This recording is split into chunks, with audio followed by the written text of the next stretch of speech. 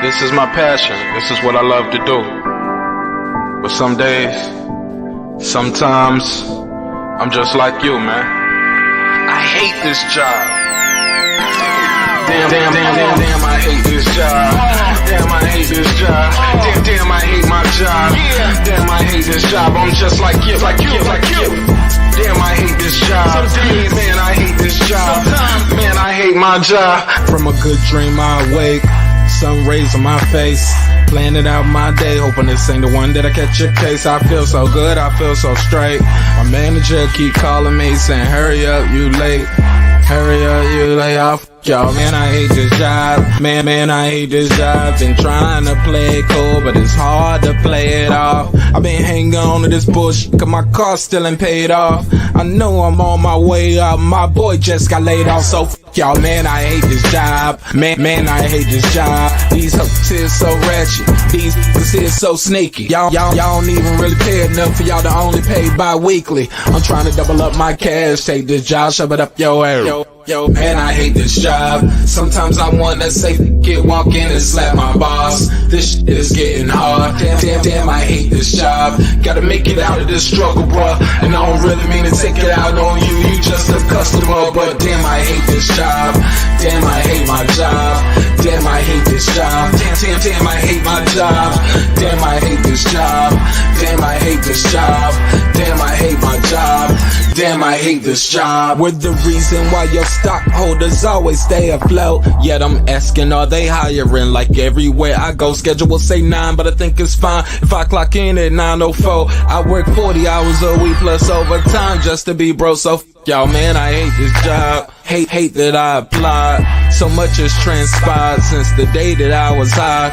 Told me I could advance, but you were telling me lies. Gotta give your notice before I quit, but you don't say shit right before I'm fired. Damn, man, I hate this job. Sometimes I wanna say, walk in and slap my boss. This shit is getting hard. Damn, I hate this job. Gotta make it out of this struggle, bruh. And I don't really mean to take it out on you. You just a customer, but damn, I hate this job.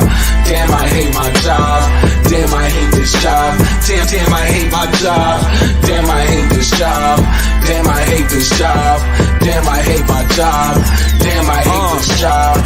You and your procedures, you and your protocol, you and your policies, none of that shit don't apply to me. You and your quotas, you and your standards, you and your 2 sick days a year. Y'all niggas bananas. Wonder why the postman's posted with hammers, going postal with Popo on camera. His wage got him enraged, stressed out, it's hard to maintain. He flips the middle, grabs his. He said, if you don't get the picture, I quit, you ain't shoot. Mother, man, I hate this job. Sometimes I wanna say, walk in and slap my boss. This shit is getting hard. Damn, I hate this job. Gotta make it out of this struggle, bruh. And I don't really mean to take it out on you. You just a customer, but damn, I hate this job. Damn, I hate my job. Damn, I hate this job. Damn, I hate my job. Damn, I hate this job.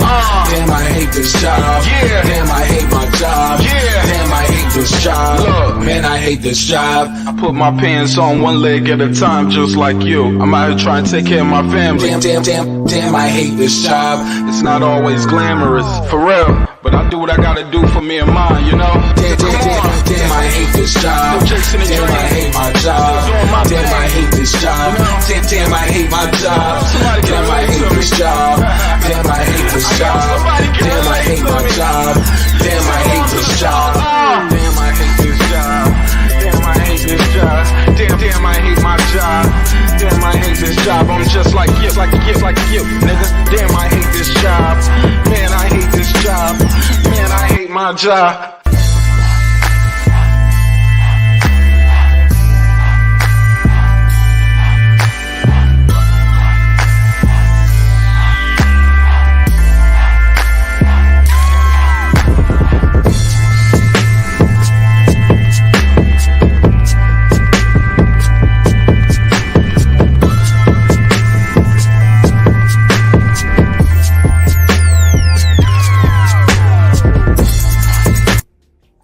The views and opinions expressed in this program are those of the speakers, commentators, experts, and or the hosts.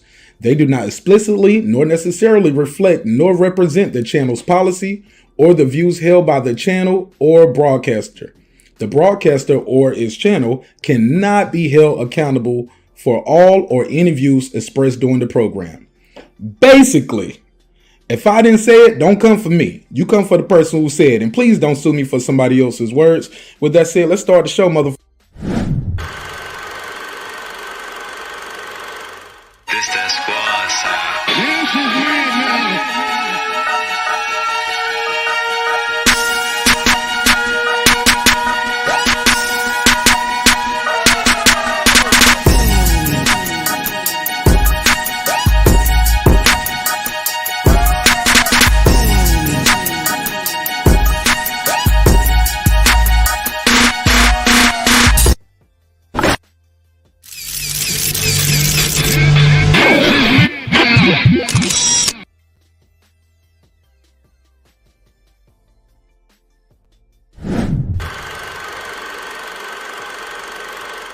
This that squad side.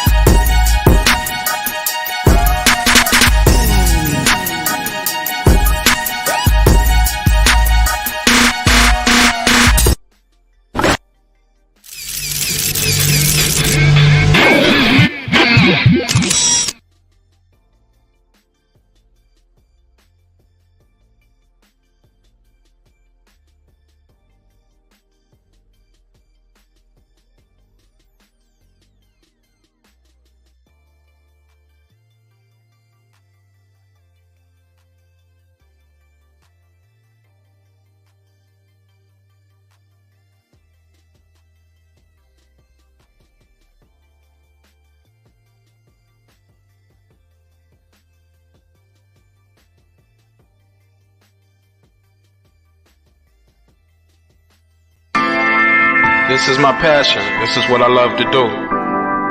But some days, sometimes, I'm just like you, man. I hate this job. Damn, I hate this job. Damn, I hate this job.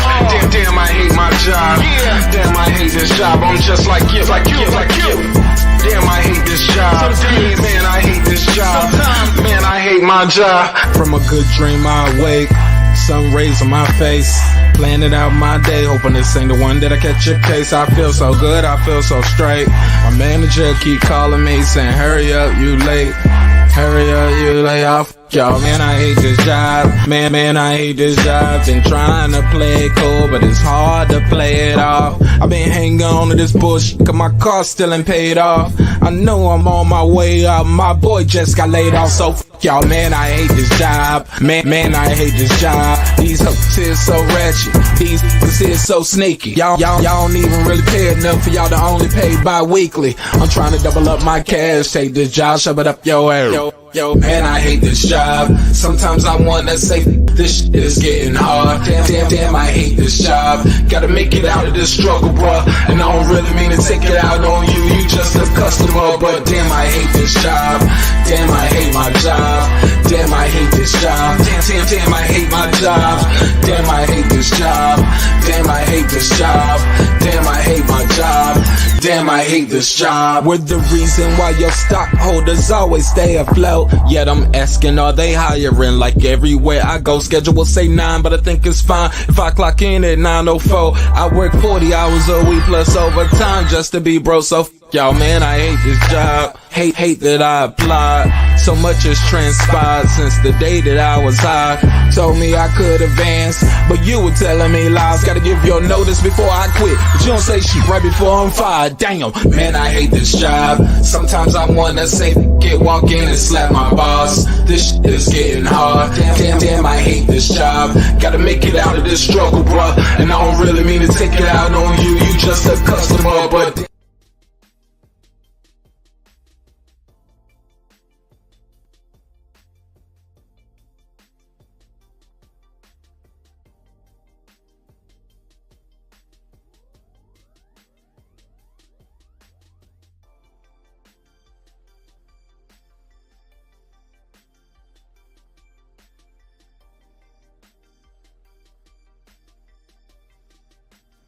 Feel good to be here. Feel good to be home. How y'all feel out there? Shit, man. We got a lot to talk about in this episode.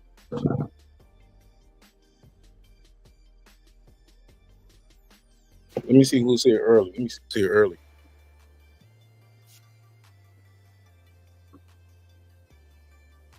One second. Where the light at? I need to get my light in here.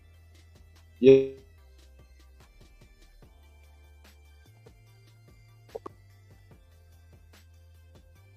It's getting plugged back up right now in real time. But we're gonna get it right. We're gonna get it right. Like I told you, man, this is gonna be a good ass episode tonight. We talk some shit tonight. Trying to get my light on right here so y'all can see me. There we go. That's him.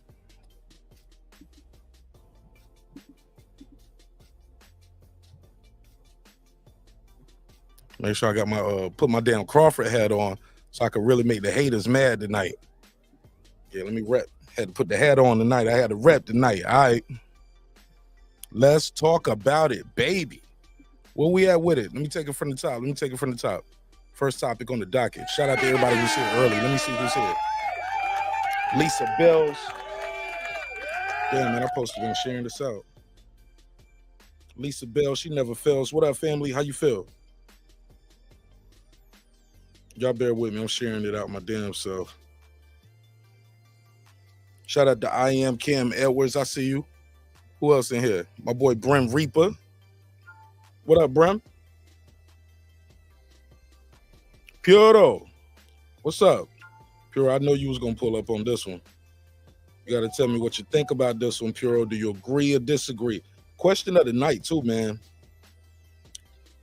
I know some people said it's a lot for Crawford to jump up 3 divisions. We'll play what Andre Ward had to say. Let Andre Ward sell it. Canelo ain't gonna never fight him. Never, nigga? Damn. That's fucked up. But do y'all agree? He said Canelo gonna duck him. I'm gonna play the audio. Trust me, we got the files. I'm just sharing my joint out right now. Just sharing it out.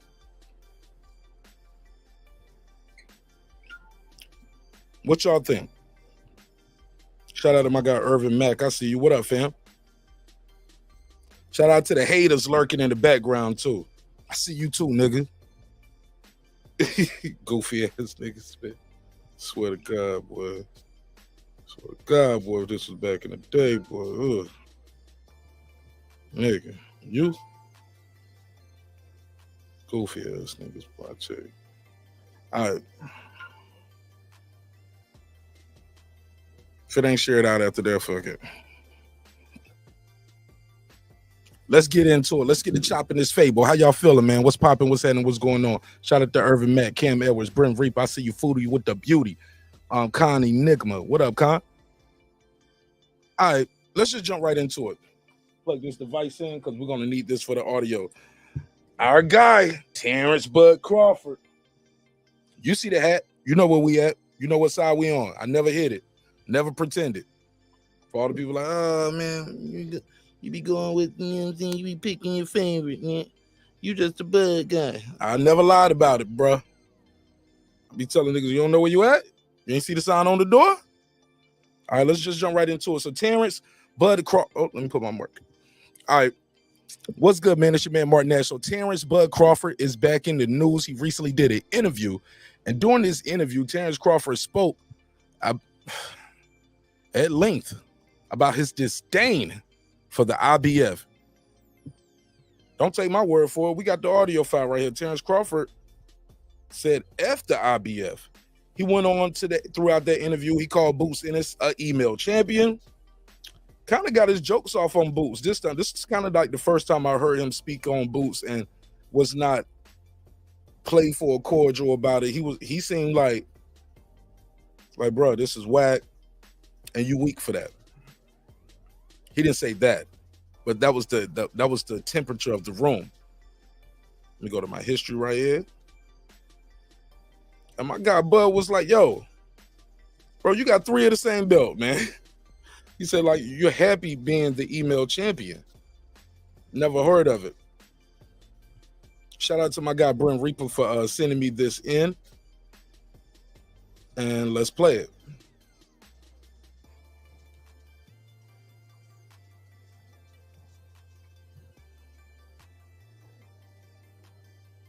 Man, I don't know, man. It's in the air right now. It's in the air right now. Can I ask you to talk on the record about what you're saying? You saw the focus in him and how different he's become. I'm just saying, you know, he's older, he's more mature now. You know, he's more focused now, and you know, he's talking about Shakur Stevenson right there, but we can fast forward through that. Did I get a timestamp? Nope. I'll just fast forward. I'm not mad at him, you know. I got what I needed, and Let's rewind. Here we go. Different individual because he became, you know, more mature in his body, his mind, everything. And just to ask about you, what we're hearing about the rematch with Spence. What is the latest regarding? Well, the latest is, you know, we signed and contracted to do a rematch, and that's what it is right now. Do you know when it's going to be? When we can hear? I don't got no date right now, you know, but I know that's the next fight that Terence Crawford. How long do you? You said I don't have no date, but that is the next fight Terence Crawford gonna have. So we got a rematch clause. Let's go. Think it will be before we have some news about that? I don't know. It's still up in the air, given the fact that Showtime has no longer decided to do boxing. So everything's up in the air right now with that. But nothing's been noted to me that the fight would not happen. So, you know, that's the fight. And what weight will that be at? Do you know? We don't know yet. Well, the contract say 147. So, you know, that's what it's at right now. You know, who knows? We can decide on 54 or 147.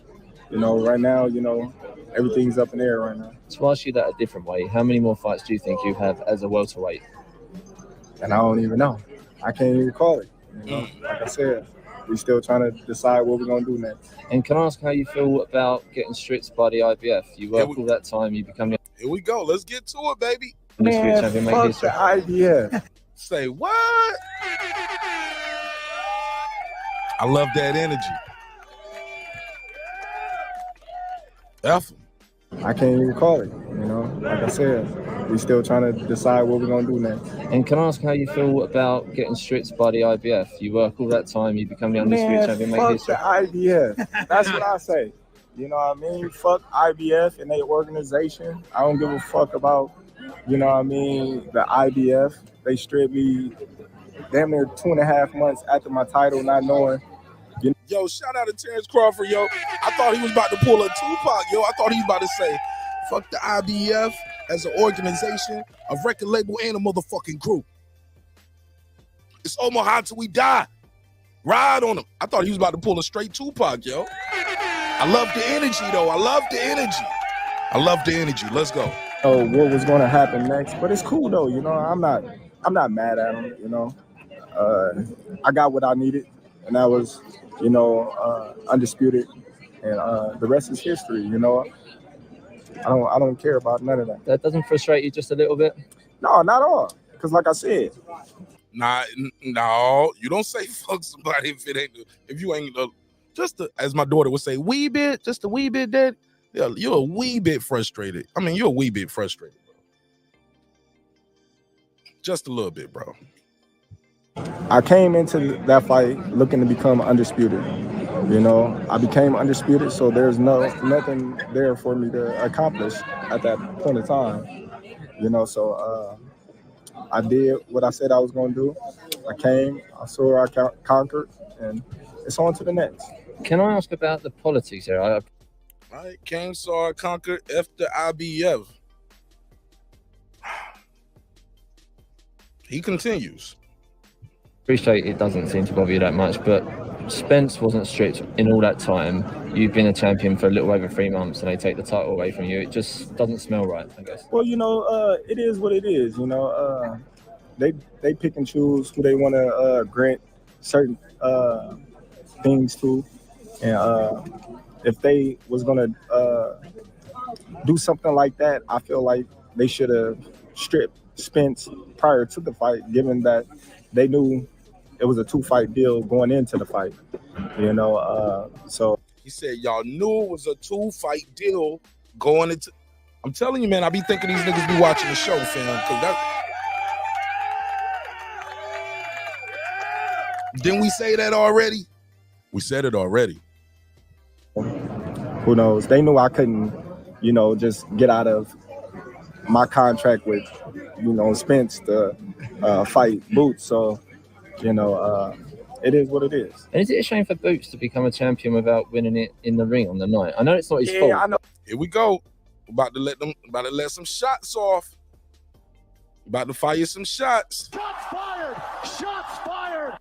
Get ready. Let's get it. I know that's not ideal how he wanted to win it. I know he's disappointed that he couldn't win it from a champion and whatnot, and it's disappointing for him. But if I was him, I'd just tell him, like, I want to fight for it. Like, I'd rather fight the number 3 guy. If I couldn't get the other guy, don't send me a belt in the mail. But it just seemed like, everybody cool with being email champions now and whatnot, just to be called world champion. He got 3 belts. He got like 2 intern belts, and now they're gonna send him another belt. He gonna have 3 of the same belts, and it's like, come on, man, you walking around with 3 of the same belts, man. Like, I don't know. He waited. He said, I don't know. You walk around with 3 of the same belts, fam. Y'all think is this some shots fired? Shots fired! Shots fired! I don't know. A long time. I can't knock him because I was in that position once before, waiting my time, trying to fight Spence and, trying to get these big opportunities to get these guys in the ring with me. And I understand his frustration. I've been on the other side of the stick before. So, I know it's, it's frustrating that he can't get those fights, but, it's part of the game. You've just been talking about Shakur being your successor on a pound for pound list one day. Is Boots your successor at the top of the welterweight division one day? When one day in the future. Oh yeah, in the future, yeah, definitely. When Terence Crawford lead the division, but right now Terence Crawford is, the. Come on, bro. See, people be like, yo, Martinez, you just being a little messy, bro. You just being a little messy. He ain't mean it like that. You ain't hear what he said? Is he the he said, yeah, I mean, while I'm here, he can be number 2 or something, but I'm numero uno. That he can't get those fights, but it's part of the game. You've just been talking about Shakur being your successor on a pound for pound list one day. Is Boots your successor at the top of the welterweight division one day? When one day in the future. Oh yeah, in the future, yeah, definitely. When Terence Crawford lead the division, but right now Terence Crawford is, the ultimate, of all ultimates, in the division. How good is he going to be? He said, I'm the ultimate of all ultimates. Bro, he talking that shit. Let's go. How good is Boots going to be? We don't know, hey, the future tell it all. We might see, how good somebody is today, and tomorrow, it might not look so good. So, he got a bright future. He's talented. These some subtle shots, man. I don't care what nobody say. These some subtle shots. Whatever. He's crafty, got a lot of skills, and, only time will tell. And can I just ask how much respect you've got for Spence taking that rematch? He was on a one-sided beating, and he wants to fight you again. That takes some balls, doesn't it? Well, that just tells the championship mentality that he has. He lost a grueling fight, and he feel as if, it just wasn't his night that night. And, he want to prove the world that on a rematch that he can defeat me. So, I take my hat off to him, and, it was always respect from the jump. That's fantastic. Thank you. Thanks. Another guy that's waited a long time for a big fight is Demetrius Andrade. Yeah, he talking about himself in third person, Jessica and Brim. Yeah, he definitely calling himself in third person. Let's play some more of this. Do you think he's a lot better than people think? I'm gonna drop the link out there too. For sure. It's disappointing. Like I said, he's another fighter that, being railroaded by politics in the sport of boxing, that never was given his opportunity to show how great he is, and hopefully he can do it come, fight night with Benavidez. But, that's a big task to tackle, given the fact that everybody, already matching Benavidez and Canelo against each other. And if it's a close fight, it's more money in Benavidez Canelo than Andrade and Canelo. So, damn, Bud saying if it's a close fight, Boo Boo might not get the nod. Damn. if it's a close fight, Boo Boo might not get a nod because so many people are already putting Benavidez against Canelo. Damn. All right. But we can table it right there. Let's focus on that part. Terence Crawford says F the IBF. Is he right?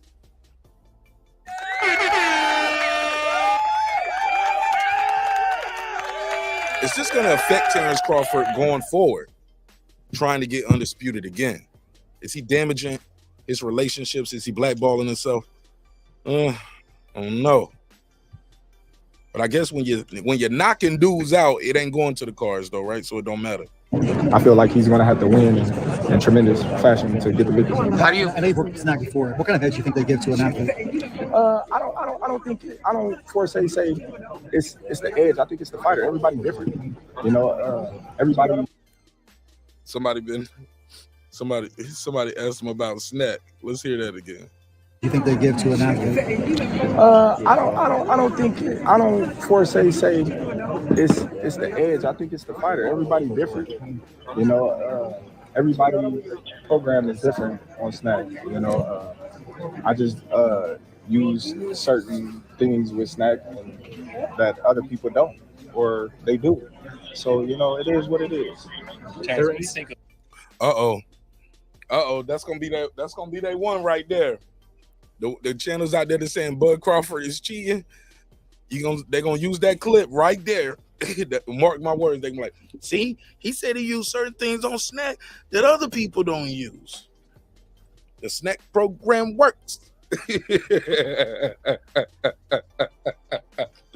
Boy, they hate me real, man. They hate me real as a motherfucker. Boy, I tell you, buddy, motherfucker, right here. I tell you right, look at here. Like my boy Mr. Golden would say, look at here. Yeah. Terrence Bailey said it sounds suspicious. Terrence Bailey gonna put a case on it. All right, let's play some more. Canelo kind of ruling out the fight against you. All right, here we go. He was getting a lot of backlash on his fight with Charlo. Charlo didn't put up a good fight, given that he was going up 2 weight classes, and a lot of people felt as if Canelo was a bully in that fight. But I just think that Charlo just went in there and just tried to get a payday. He didn't even go in there with the mindset of winning. He just went in the Man, I'm telling you, they say Bud don't be talking. He talking now. Ever since he left Top Rank, he ain't shut up yet. That man been talking and still whooping ass. All right, let's play some more. Mindset of not getting stopped. So has the Canelo fight, realistically left your mind once he said he's not interested, or you still pursuing it? Not at all. I think business talk. With the right business come across the table, it'll happen. When we talked to you before the Spence fight, you were kind of like 68. Like, that's kind of crazy. That's too much. What changed since the Spence fight that made you go, no, I can go to 68? Man, I just be talking, you know what I mean? I just be talking, man. Canelo a big dude, you know what I mean? But at the same time, I believe in my abilities. He's a heavy dude, but he's not a big guy. Like, he's 5'8", I'm 5'8", you know what I mean? My arm's longer than his, so that fight would be good, you know what I mean? What's the status on the rematch between you and Errol Spence? And if so, man, you wasn't here earlier. Yeah, I know. I got it. Look at Bud checking the report. Man, you weren't here earlier. You would have got it. I've already answered that. Why do you think is it a case? He was making excuses that I was over there interviewing Bomac.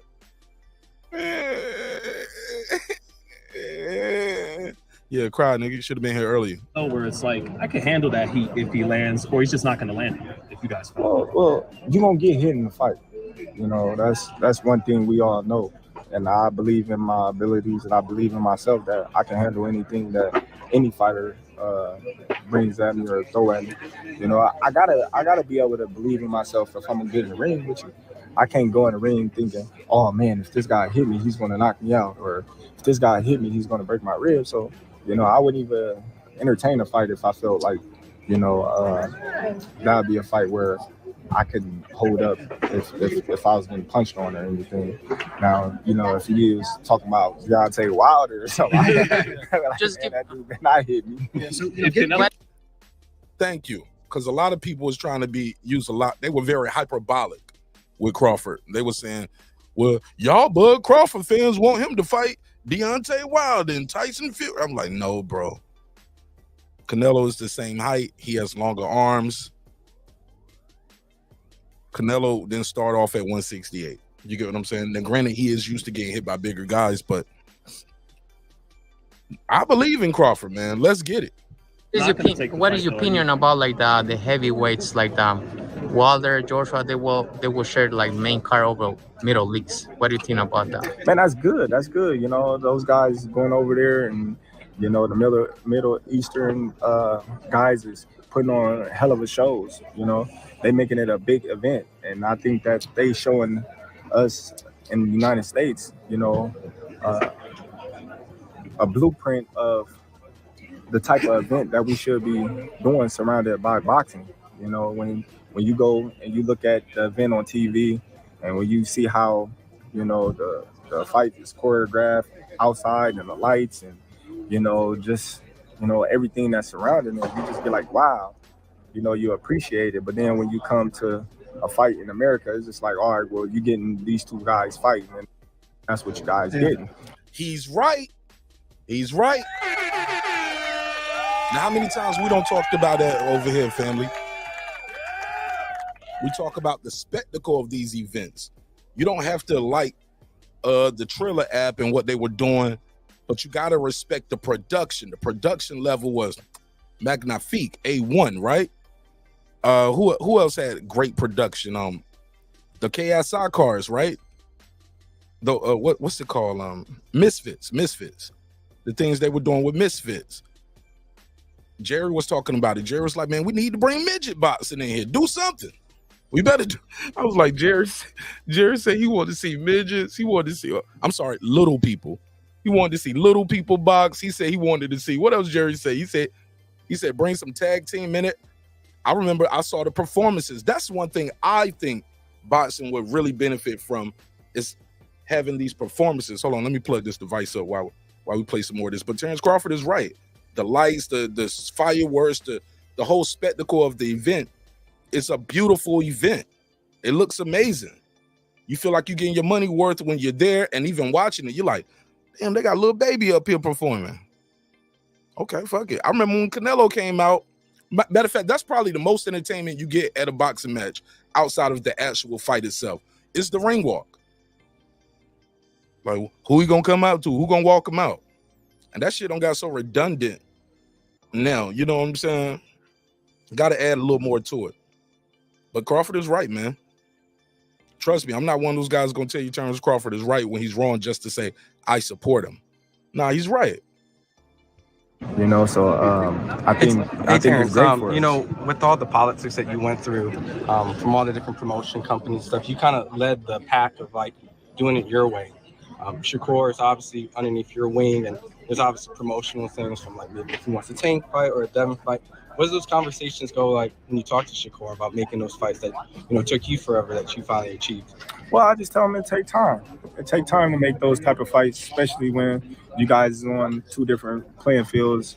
You know, one top rank, one, you know, signed with Al Heyman, and they not doing business right now. So you just gotta be smart and let everything pan out and play out how it's gonna do, and everything else is following suit. Hey, Terry, next week we have a big fight between Andre and Benavidez, man. Who you got now? Damn. Where you been at, man? This nigga go back. This nigga miss. But like, man, where you been, bro? You asking all the questions that I already answered. Get your ass up out of here. I ain't get one of these niggas footage. Tell one of them to play it for you. I ain't playing it again. Keep asking y'all. Come on, man. Tyson Fury versus Alexander Usyk is the fight that the boxing needs at this moment. You said Tyson Fury and Alexander Usyk is the fight that boxing needs? Yeah.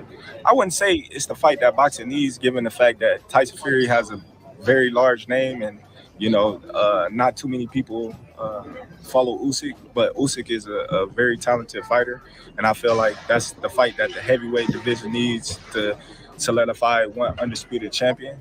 And I feel like the fight that boxing needs is the fights that's going to make the most sense and the fight that the fans want to see. I think that's what the fights that boxing needs right now. Given all the stuff with the sanctioning bodies, the stripping you, have you ever thought about just saying, you know what, I'm not paying any more sanctioning fees going forward? I'm done with I look at the sanction bodies and stuff like that. It is what it is. It's a business. Everybody got to make a business. I mean, everybody got to eat. I'm not opposed to them eating. It's just how they eat. Like you take a percentage for these fighters and they fighting for their life. I feel like as if we should get a bonus for winning the championship. Like, where in any other sport in the world do they have to pay to be champion? That's unheard of. It's normally you get a bonus when you win. Like, so I'm against it, but it's been around so long that us fighters coming up, we want to be champions so long, so bad that it just go over our head until we get to a certain position in the sport where it matters. That 3% matters. And do you care about winning a title in the 4th weight class? Well, it's history. It's history. But like I always say, the champion makes the title. You got a lot of champions out here that people don't even know. So it's not about the belt; it's about the champion that's holding the belt. Would you be more interested in Zoo at 54 since you ruled Charlo out after that performance with Canelo? But Charlo still got 3 belts. Okay, now I like the way Bud is talking here. See, because before it was like he took Charlo off his hit list. I'm glad he said, like, look, man, I just be talking, man. I'm a human just like y'all. I changed my mind. How many of y'all out there said y'all was gonna quit smoking and kept smoking? I'm gonna quit drinking and kept drinking. Oh, I'm gonna stick to this year. I'm gonna lose 15 pounds. New Year's resolution. And your ass still fat, nigga. I'm just saying, he's a human, bro. Sometimes we hold these fighters to a higher regard and a higher standard than we hold our damn self. Let me say that again. A lot of times we hold these fighters to a higher regard and a higher standard than we hold our damn self. They say one thing that they can't never change their mind. If so, he's a liar and I don't like him. I don't like liars. Like, nigga, you lie every day. You lie on your taxes. You lie to your wife, nigga. You lie to your wife. How about that? Let's play some more. And after this, I'm going to drop the link and I'm going to open the panel up. He's still the champion.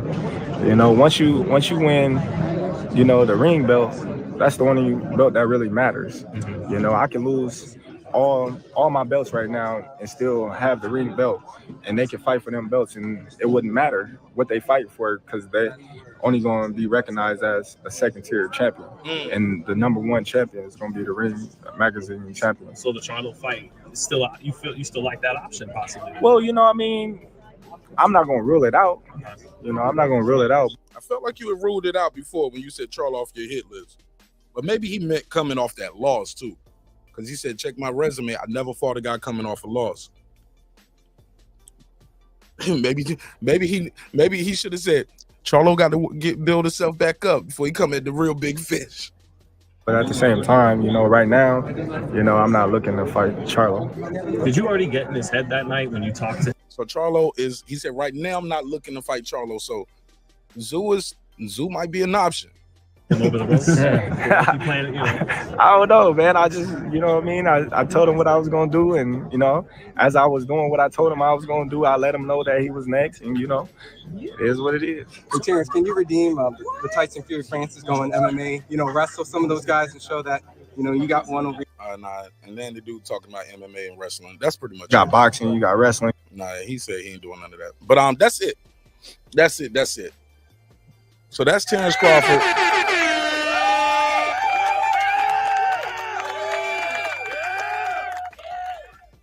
Saying F the IBF and giving us his thoughts on other things in the sport of boxing. Wow. Here's my take on it. Here's my recap. Here's my breakdown. And the link is out there. I pinned the link at the top, so you guys don't have to keep asking me to drop the link all night. It'll just be pinned at the top. And if somebody pull up and ask for the link, y'all help me out. Just tell them, hey, look, the link is pinned at the top. All right.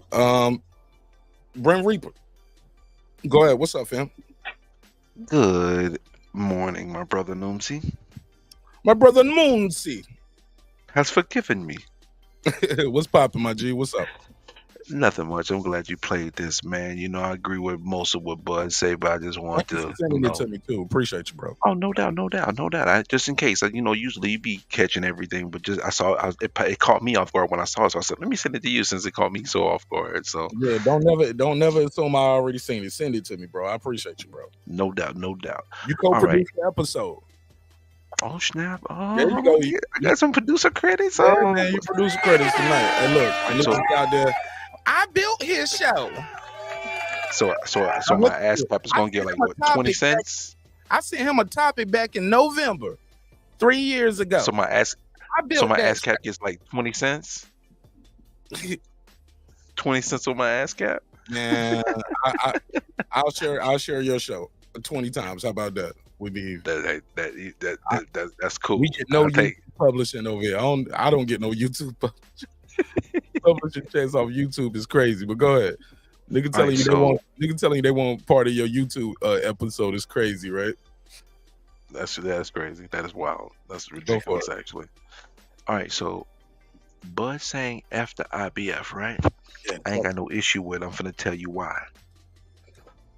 The issue isn't that they strip Bud. Because if Bud's going to 154, so be it, right?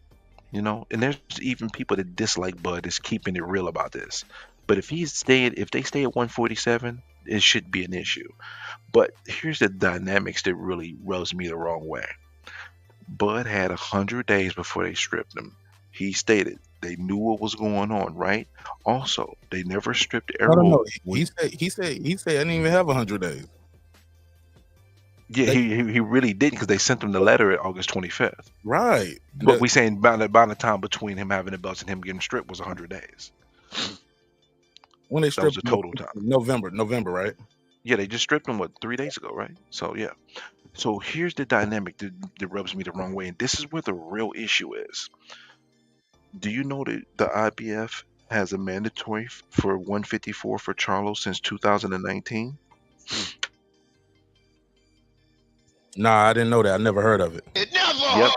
So IBF has had a mandatory at 154, and they allowed Charlo to pay step aside money twice to be able to fight the Undisputeds, right?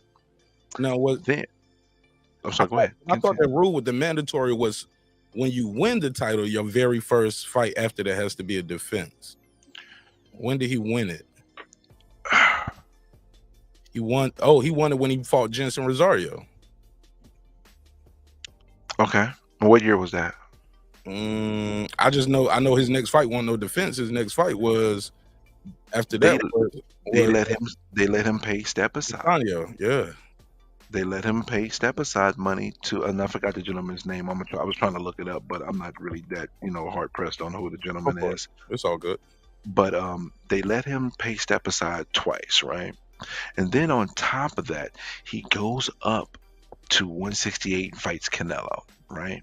Mm-hmm. So he was able to pay step aside multiple times, go up to fight Canelo, and now they just ordered that fight, and they gave him till November the 9th. Do you know they gave him an extension to negotiate the fight? They just gave him an extension on that. So you'll strip Bud when he just gets to the belt and he inherits someone else's mandatory that you should have probably stripped a year ago, or mandated him to meet his mandatory. And their president admitted that they should have did that with Spence. But you can say that and try to cover yourself, but when you got other examples like at 154 where you have a mandatory that has not been met since 2019, which is 4 years, right? And then on top of that, what they did to Joe Cordina won the IBF title. He hurt himself a month after winning the IBF title, and they stripped him for it. So don't you? So the excuse that you use, what people use that, well, Errol got in the accident and all this, it don't fly because Joe Cordina got hurt doing boxing activities 1 month after winning the title, and they stripped him for it. So that argument goes all the way out of the window.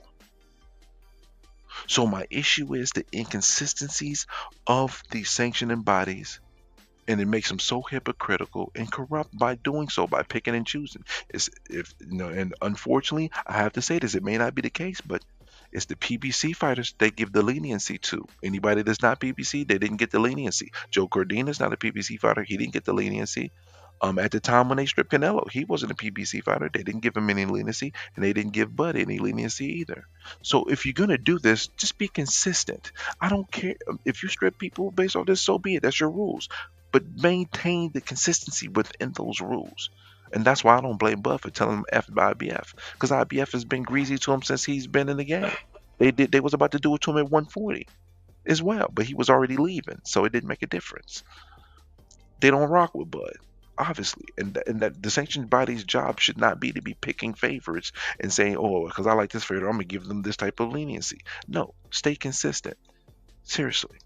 And that's my thoughts on that.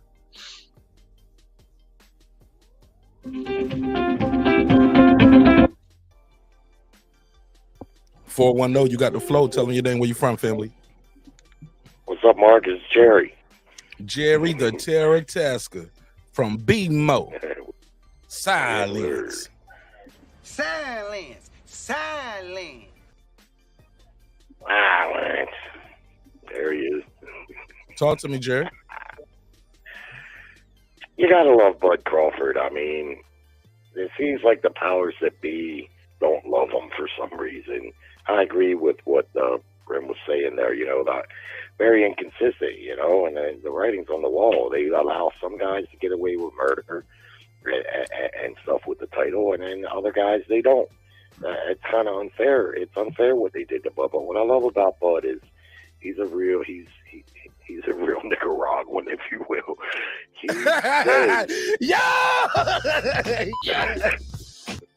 Yeah. I gotta believe that he's a real Nicaraguan. Yeah.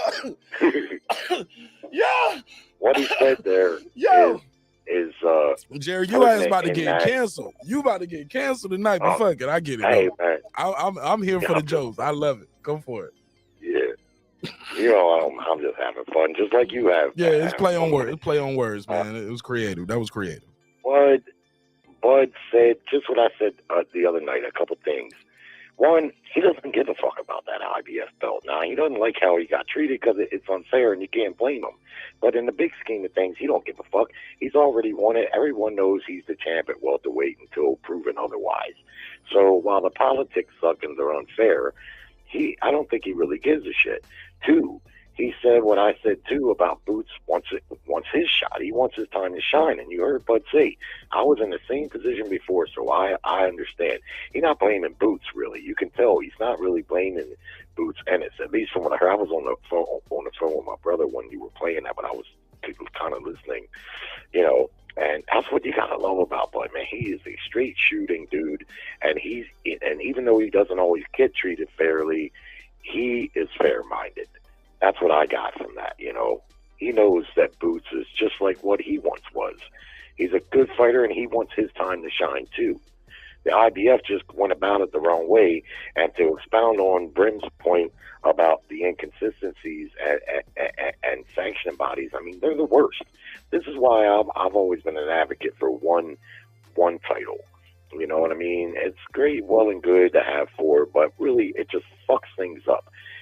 You don't need an undisputed champion when there's only one belt. That guy is the champion. So you don't need an undisputed champion at that point. And the politics of it is that a lot of fighters could become undisputed if they get the opportunity, but not all of them get the opportunity. So, one title belt, and then a few other things. I don't want to clog up the whole line like I sometimes do. But Nah, you good, that's bro. what I'm You be cooking, bro. Go ahead. Okay. Yeah. That fight in Saudi Arabia, I mean, that's great. But I also agree with the Reaper on that, too. That's a double-edged sword, right? Because what I've seen from the Saudis is they like to stage world-class sporting events. And the reason the card was able to come together so quickly is just like the other ones. They throw so much money at it that it eliminates the politics. So they just throw money at it, and that gets the job done. So, but the thing is, today they'll have a world-class boxing. Usually heavyweights is what they like to pay for. Tomorrow they'll have a world-class tennis match. Then they'll have a PGA golf tour. You know, they'd like to finance these world-class events, and they got all the money in the world. But they're not going to be the savior of boxing in a blue-collar sense.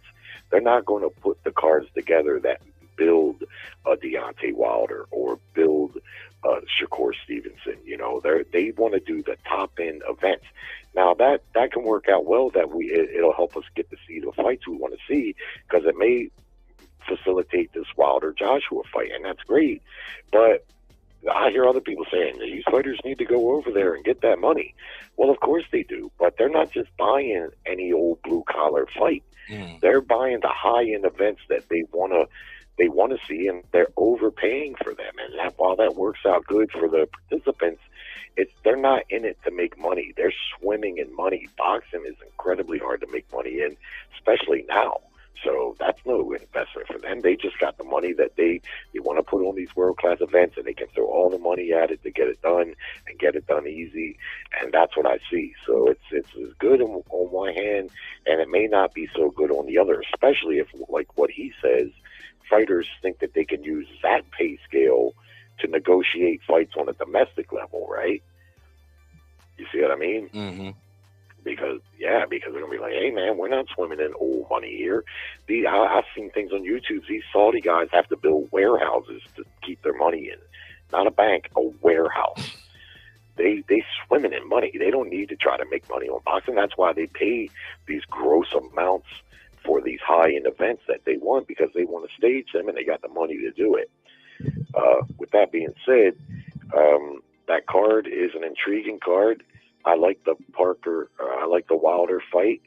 You got to be careful how you bring him back. He's been inactive for a long time.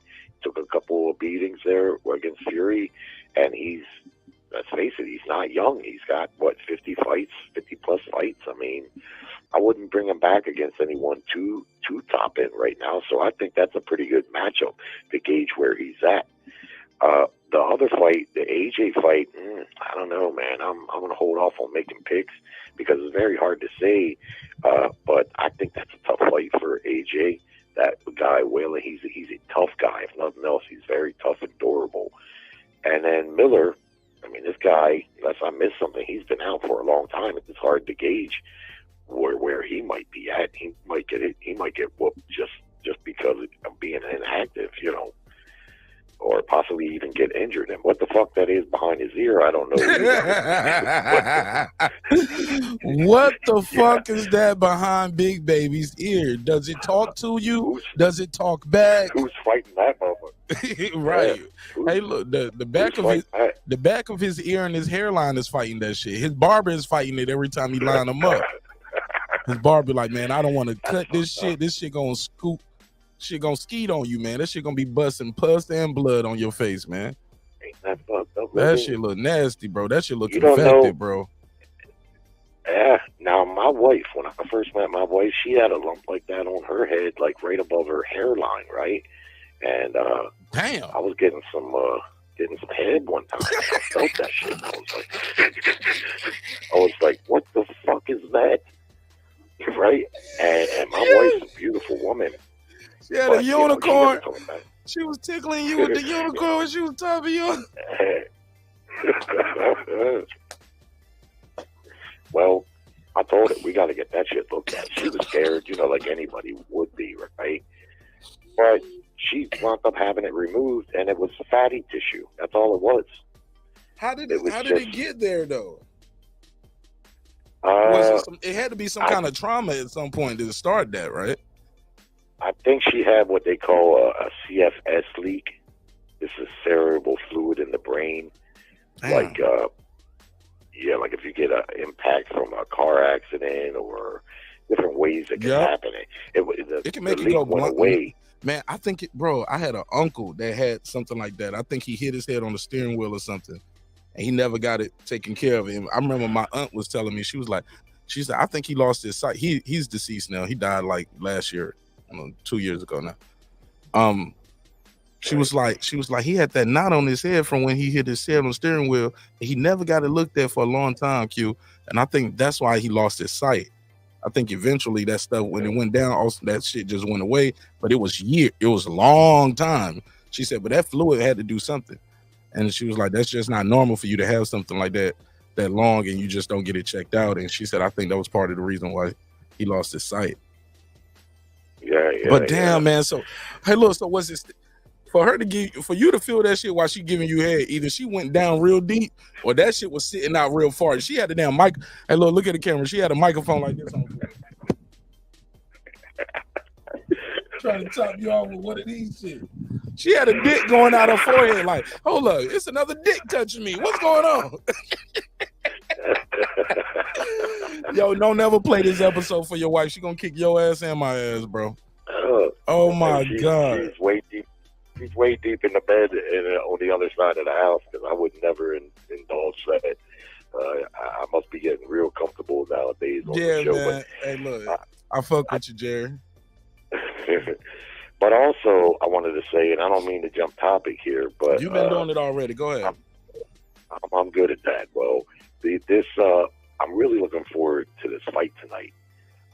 Shakur Stevenson, man, this guy is an ultra talent. I don't think, he hasn't really gotten the high-profile fights or really had his chance to really make a mark. But to me, out of all the fighters in the game, this guy might be the very best one in the entire fucking game. And I don't know what other people see when they look at him, but what I see is he's big as fuck at 135 from what I can see. Now, I've seen the weigh-in tonight. He was like 1.5 pounds under. He looked really good on the scale. But, man, is he big at that weight, if you ask me. But more importantly, watching this guy, they used to call Loma the Matrix. But when I watch Shakur, his defense, in my estimation, is maybe the best defense I've ever seen, including Mayweather, Pernell Whitaker. Mayweather and Whitaker, they had great reflexes because that's what really makes for great defense. But, Whitaker used to get hit some too. People are a little bit revisionary about Whitaker. He was slick as fuck, but he did get hit some. Now, Floyd probably got hit less, but Floyd, his defense was based on a technique, the shoulder roll. And he had good eyes and great reflexes, but he'd get behind his shoulder and he was watching real intently what you do. And his experience, he kind of knew how the punches were going to come. Shakur doesn't get hit. It's almost like he's on autopilot. It's incredibly fucking hard to hit this guy. And he's lightning quick, and he's a very sharp fighter. Very, very sharp. My prediction for the fight is it's going to be a good fight, but I think he's going to stop this guy. And this guy's a good fight, man. It's a tough task. This guy's strong. He punches hard. He comes to fight. He gets wide with his punches, and I think he's going to be over aggressive, and I see Shakur stopping him. Because while people might not think he has power, just like Devin Haney, he can knock you the fuck out. I mean, he's not a one-punch power guy. Very few fighters are. Tank Davis, of course, is, but don't think that, he's definitely not feather-fisted. Definitely not. But I like the matchup. And even the guy that Shakur fought when he entered the division, I didn't know a whole lot about that guy, but I remember looking up on him a little bit. He was like a top 5, top 8 lightweight. Shakur didn't really get any credit for that fight, but that guy was no scrub. Right. Especially for just entering the division. That was a fucking pretty good matchup. And he beat the shit out of him. And I got a feeling he's going to do the same thing to this very tough and formidable opponent that he's going to face, tonight. I can't wait to see it. And look at us. We get it for free. ESPN, baby. This is a good card too, man. You got Navarrete on the card. I'm gonna get to that topic later, but I appreciate you though, Jerry. All right. Well, lastly, let me say this. Damn, that wasn't the last thing. No, Jerry, keep going. Keep going. Damn, bro. Hey, look, somewhere my nigga Doug right side listening, like, he ain't said nothing to the white man. White man long-winded as a motherfucker. He loses his mind somewhere. Go ahead, Jerry. Wrap it up, man, after this. About, little people boxing and that's the conversation we had. Yeah. Another thing that I'd love to see in boxing, which should have been, in my estimation, it should have happened a long time ago, is 15% of the purse for any top 10 matchup or title fight should be put aside to the winner. Everyone, not the fights outside of the top 10, like where prospects are being brought up, but for top 10 fights and title fights, 15%. You still can negotiate the 85%, right? And the split there, but the winner gets 15%. How about that? They get an extra 15%. What I'm saying. I mean, you got to figure, man. That's not going to be chump change. You know what I mean? Especially if you're taking a hit on the percentage, because the other guy's the clear A side. He getting the big chunk of the 85%. But if it's if it's $1 million purse, take out $150,000. Yeah. Mark and Jerry. To the winner. I don't know about that. Hey, Jerry. Hey, Jerry, you know what the problem with that is? It's good in theory, but there's not enough structure in boxing to pull something like that off on a consistent basis. True that. I know that, but my point has always been, at least in my estimation, boxing's got to make some changes, and some of them may be radical, but if not, we're going to be looking for a savior. Like people talking about the Saudis being a savior, maybe not, I don't know, but in my estimation, boxing is well past due some serious changes, and I'm not just talking about ring walks. That's only going to entertain so much, and I just feel like boxing's left a couple generations behind. They've left them behind. They haven't done things to make it more entertaining, especially like I got fans that are casual boxing fans, people I know. I've had them over for fight cards, and it was notorious when Mayweather, I'd say, man, I'm really looking forward to this fight, and they watch it and be like, man, what the fuck was that? They didn't even, they wouldn't be entertained by it at all. Also, too, Floyd was so, at that point in his career, his hands was bad, but his defense was so amazing. He would be able to touch and go, grab, spin, hit them dudes when he wanted to, play around, and nobody just looked like he was supposed to be in the ring with him after a while. You get what I'm saying? The higher he got in level, the easier the fight started looking. Like the Pacquiao fight was such an easy fight. The Canelo fight, Canelo barely could hit him. Shane Mosley got 2 punches off in 1 round. Never happened again the rest of the fight. Like, he was just light years ahead of these dudes. I know, and for hardcore fans like you and I and Rim, we can appreciate that. Oh, I loved every bit of it. I loved every bit of it. I gotta say, you watching the master at work. I was like, you Floyd guy, so I liked it. You was watching the master at work. And it was like, you can't say he was running. You can't say he was running. He'll get right up in that motherfucking boy and stand like this. Come on, pivot. I mean, that motherfucker was roll, pow. That nigga was do the pull, counter, then duck under a shot. Oh my God, man. This kid was doing everything. This kid could do everything. That kid was good, man. That kid was good, man. I gotta say, though, for me, and everyone knows there's a distinct difference between Pretty Boy Floyd and Money Mayweather. Pretty Boy Floyd was exciting. Money Mayweather, to me, was indulgent from a pure hardcore boxing fan, because I could see the genius there, but I can't say it was always exciting. And the Pacquiao fight was a culmination of that. I mean, tons of people. Let me tell you why I was excited to me, bro. Because when you watch those replays, you'll see the guy missing him by this much, Jerry. Yeah. That's what was exciting, because one punch can change it all. And all these dudes he was fighting was punchers. These were knockout guys that we seen their work, what they did to dudes. They was one hitter quitter. They could put you out with it one shot. At that level, all those dudes, we seen them knock dudes out, and he making them miss by this much. No question about it. But I understood why. And he doing it all night, every night, round after round, fight after fight. And you know how many guys get comfortable, Jerry, with getting the money? Look at Andy Ruiz, got that one big ass payday, lost his fucking mind. Nigga went and got his body done and shit, got his eyebrows laser, got veneers, got a damn ass tramp stamp tattoo, the whole fucking nine. Nigga, you know what I'm saying? Nigga got Viva La Mejio Cambrones on his ass cheeks, man. He doing too much. You know what I'm saying? Somebody fix that mic. Somebody might. Ooh, that's bad. I think it might be you, Brent. Or it's Jerry. Imagine how Ruiz is feeling. Jerry on the landline, right now. so it ain't him. He's been trying to get this fight with Wilder, pricing himself out really, and now Parker steps in there for this. Probably going to be a nice payday for Parker over there in Saudi Arabia. And Andy is sitting over there fucking. Yeah, it's like he ain't even on the card fighting nobody. No. You couldn't get the Frank Sanchez fight. No, see, Andy Ruiz, man, got that one payday, bro.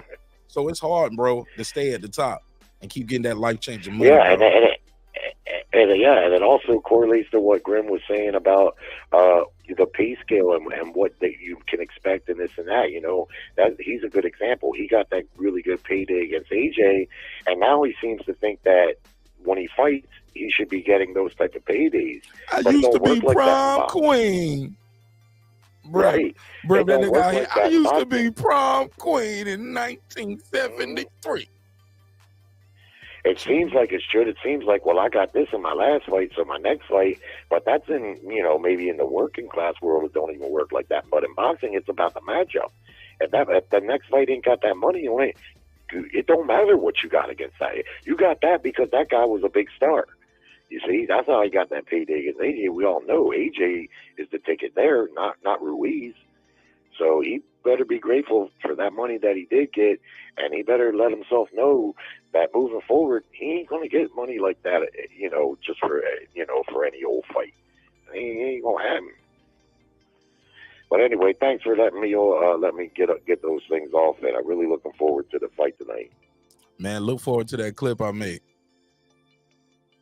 Oh, I watched it. No, the next one out of this episode. Oh, now you're gonna make another one, huh? Oh, hell yeah! I'm about to make you. Hell yeah, man! I'll break y'all some, man. I'll break y'all some. I'm just fucking with you, bro. Hey. But I love the editing in that with the Archie Bunker and the Jefferson's editing in there. It was brilliant, brother. Man, really. I appreciate you, man. I'm trying to be great, Jerry. I appreciate you, bro. Thanks for being a good sport, too. Jerry gave you some mean bars. Yeah, stay away from the Nicaraguans out there, too, Jerry. They looking for you. Yo, Jerry came in with the flame. All right, that was fun, man. That was fun. Oh, man. Did not expect them to talk that long. This nigga Jerry, boy. Is the word long-winded personified, but good call, though, nonetheless. Good call. 3LW. 3 long-winded.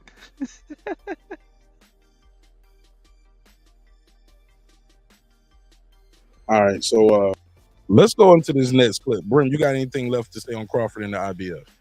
Nah, man. Keep rocking, bro. Oh, before I do that, let me see what my girl Foodie with the beauty got to say. What up, Foodie? What up, Mark?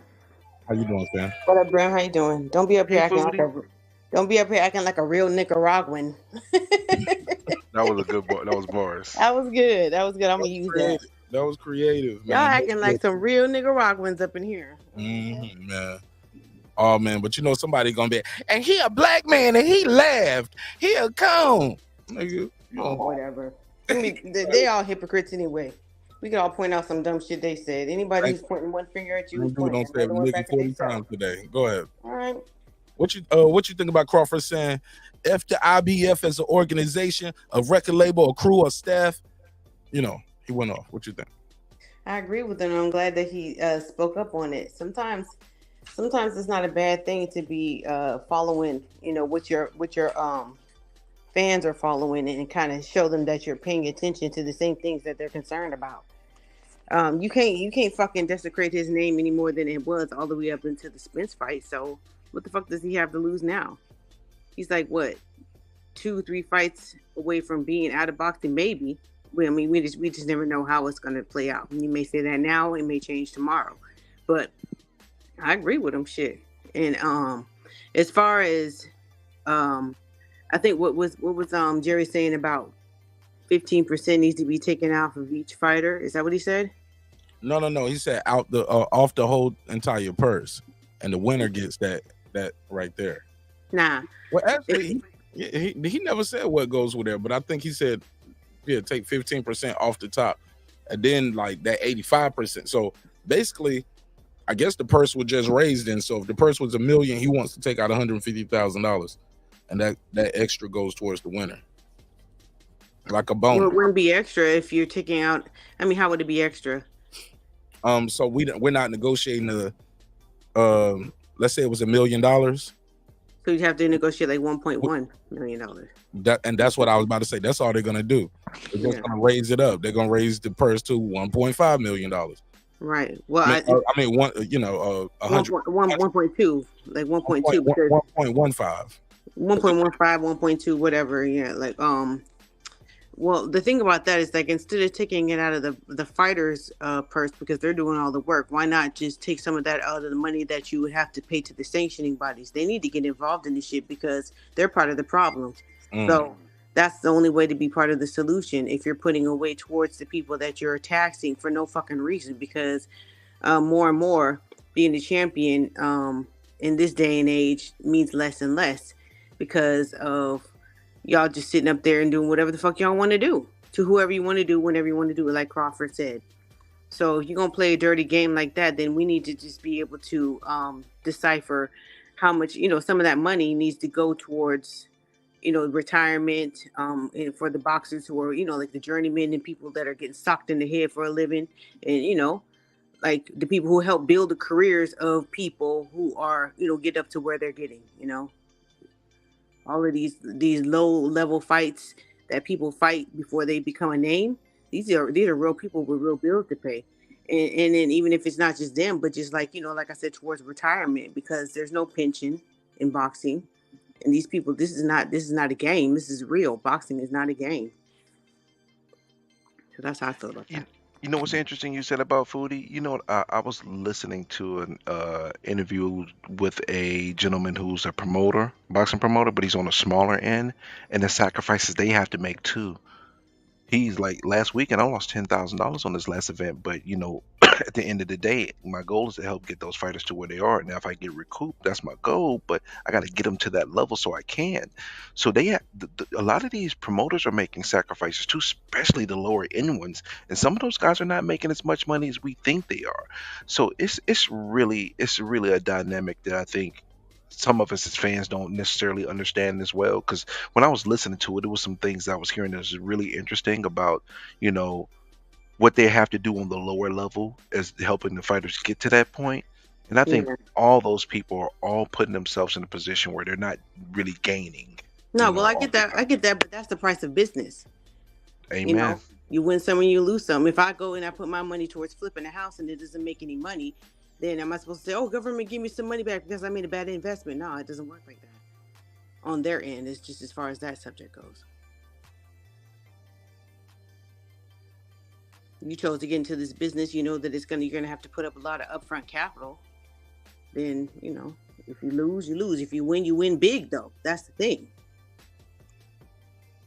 Yeah, because that person he won, well, Alicia Bumgarner, because he helped her from the bottom up, so he ended up profiting off of her eventually.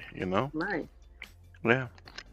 So that's just that. Like I said, that's just the price of business. I mean, you have to be smart and do your homework and use your instincts and make connections with people who know how to scout talent properly and develop talent properly.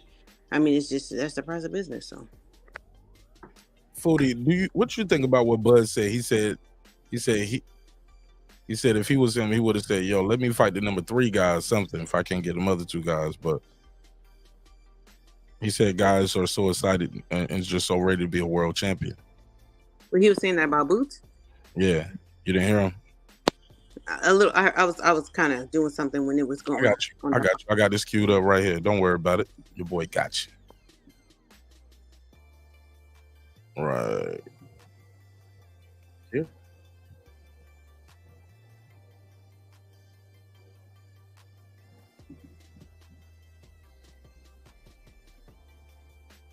Let me go back.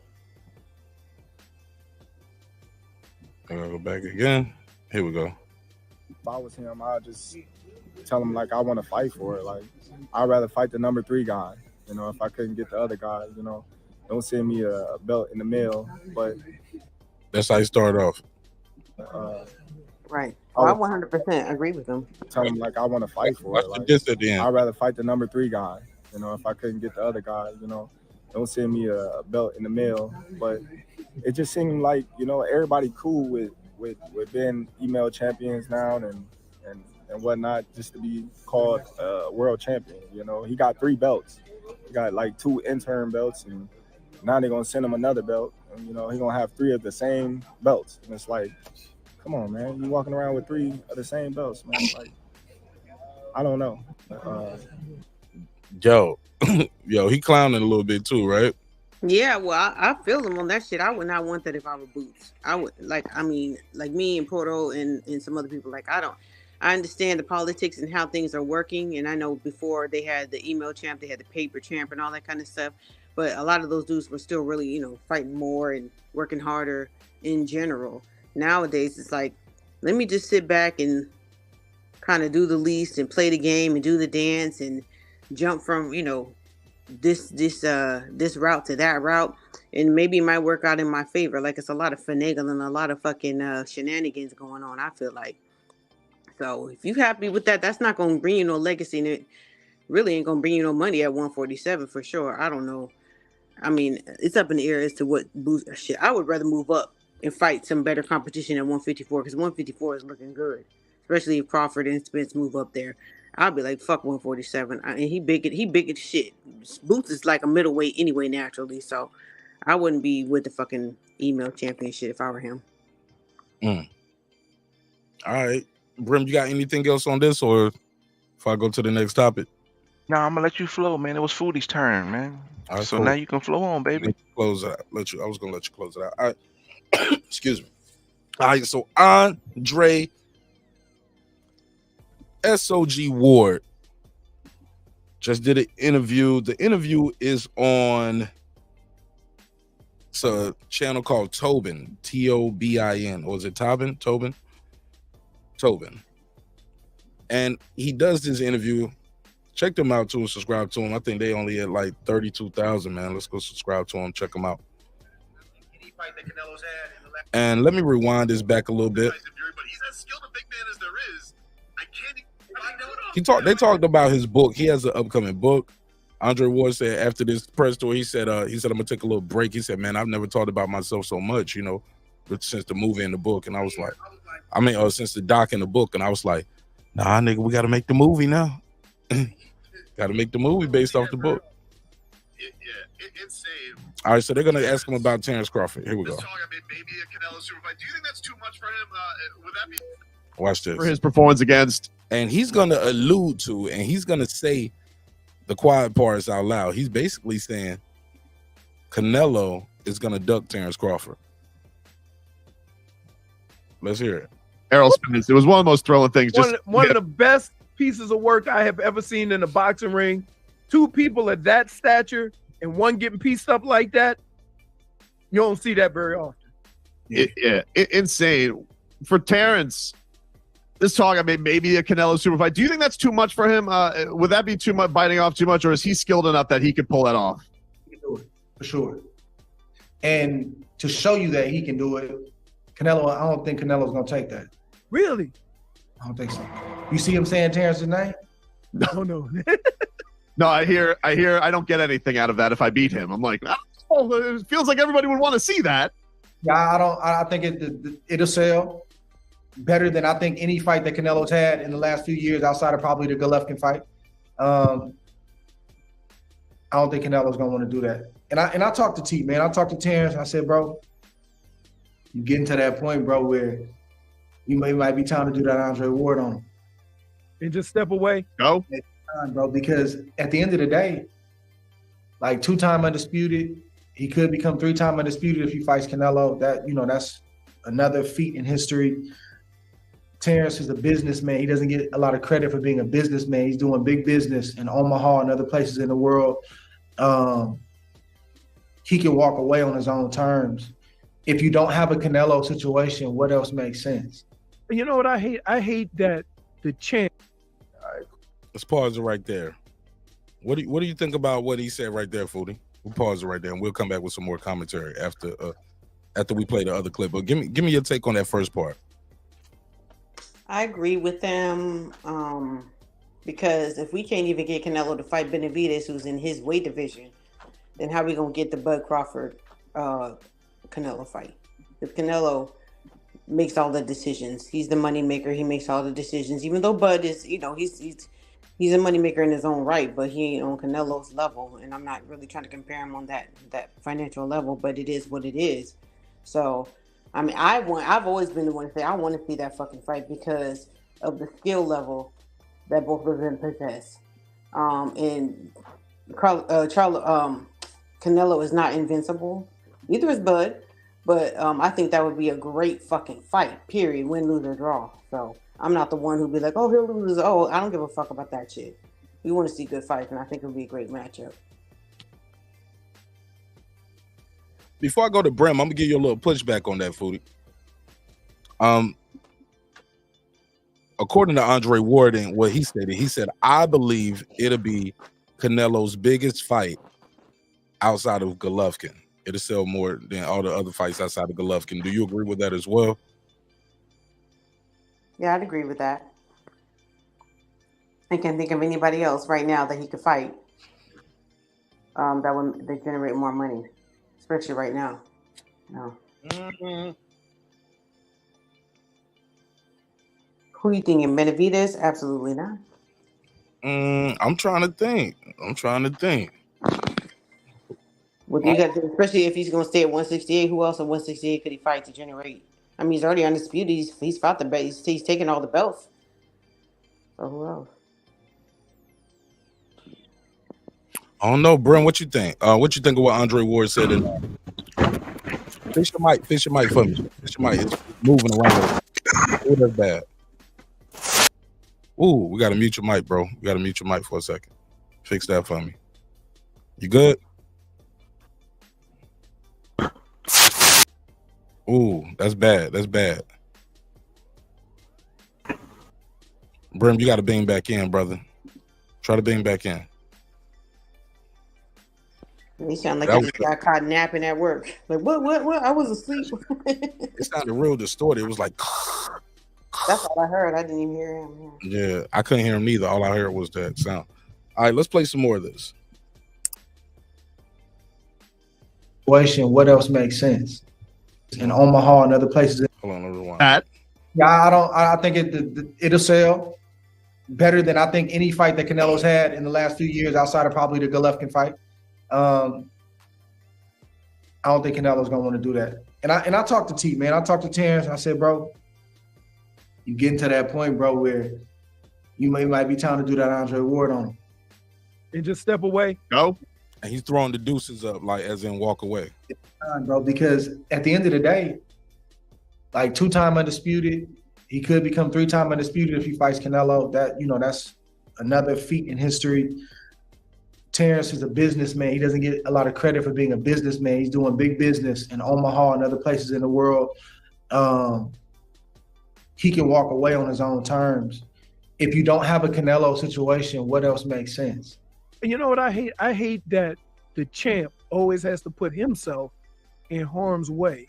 So a guy like Terence Crawford, they sometimes feel to get validated, they got to just keep going. You know what I mean? And I hate that. It ain't his fault. Nobody can fight him. I think Terence is different. Now we'll see, right? Like, I talked a good game. Hold on, what did he just say? Let me hear that again. What did God say? He has to put himself in harm's way. So a guy like he can walk away on his own terms. If you don't have a Canelo situation, what else makes sense? You know what I hate? I hate that the champ always has to put himself in harm's way. So a guy like Terence Crawford, they sometimes feel to get validated, they got to just keep going. You know what I mean? And I hate that. It ain't his fault. Nobody can fight him. I think Terence is different. Now we'll see, right? Like I talked a good game and I was able to walk it out, but a lot harder than what people know. You didn't see the days that I was like, man, I'm about to pick up the phone and call my manager. You didn't see the days I called my pastor, like, Pastor, what you think? Y'all didn't see them days. So it looks like it was an easy transition, but it wasn't. The struggle for Terence is similar to what it's going to be for me. He's extremely competitive. He competes at everything, dominoes, cars.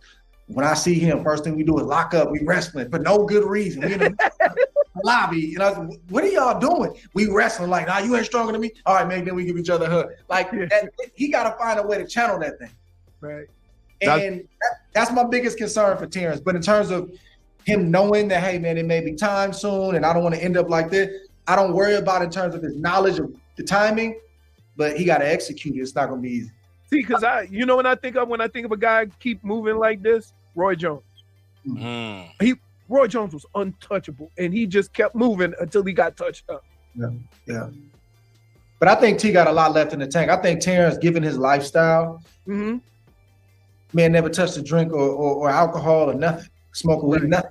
So I think if he wanted to, he can go at least another 2 to 3 years without having no issues of slippage. Right, I got you. Just because you can don't mean you should, you know? I'm not sure if it's a book spoiler, Dre, but we'll pause it right there. Brim Reaper, you back, bro? Let me get a mic check 1, 2. And the phone lines are open too, whether you agree or disagree with what we're saying. Like I'm very fair, even when you call in. And I don't know if my line's bad. Give me 1 second. No, you good so far, but you cool. You good. I can wait. But my man said, shout out to, how do you say this? How you say this? Hidalgo Inc.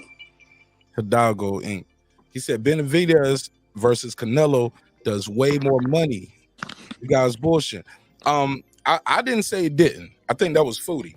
Yeah, and I don't see how he sees. He would have to make his point better than that because there's nothing that Benavidez possesses more than Terence Crawford, especially like the whole, if you're trying to bank on the Mexican fan base, Canelo got that lock.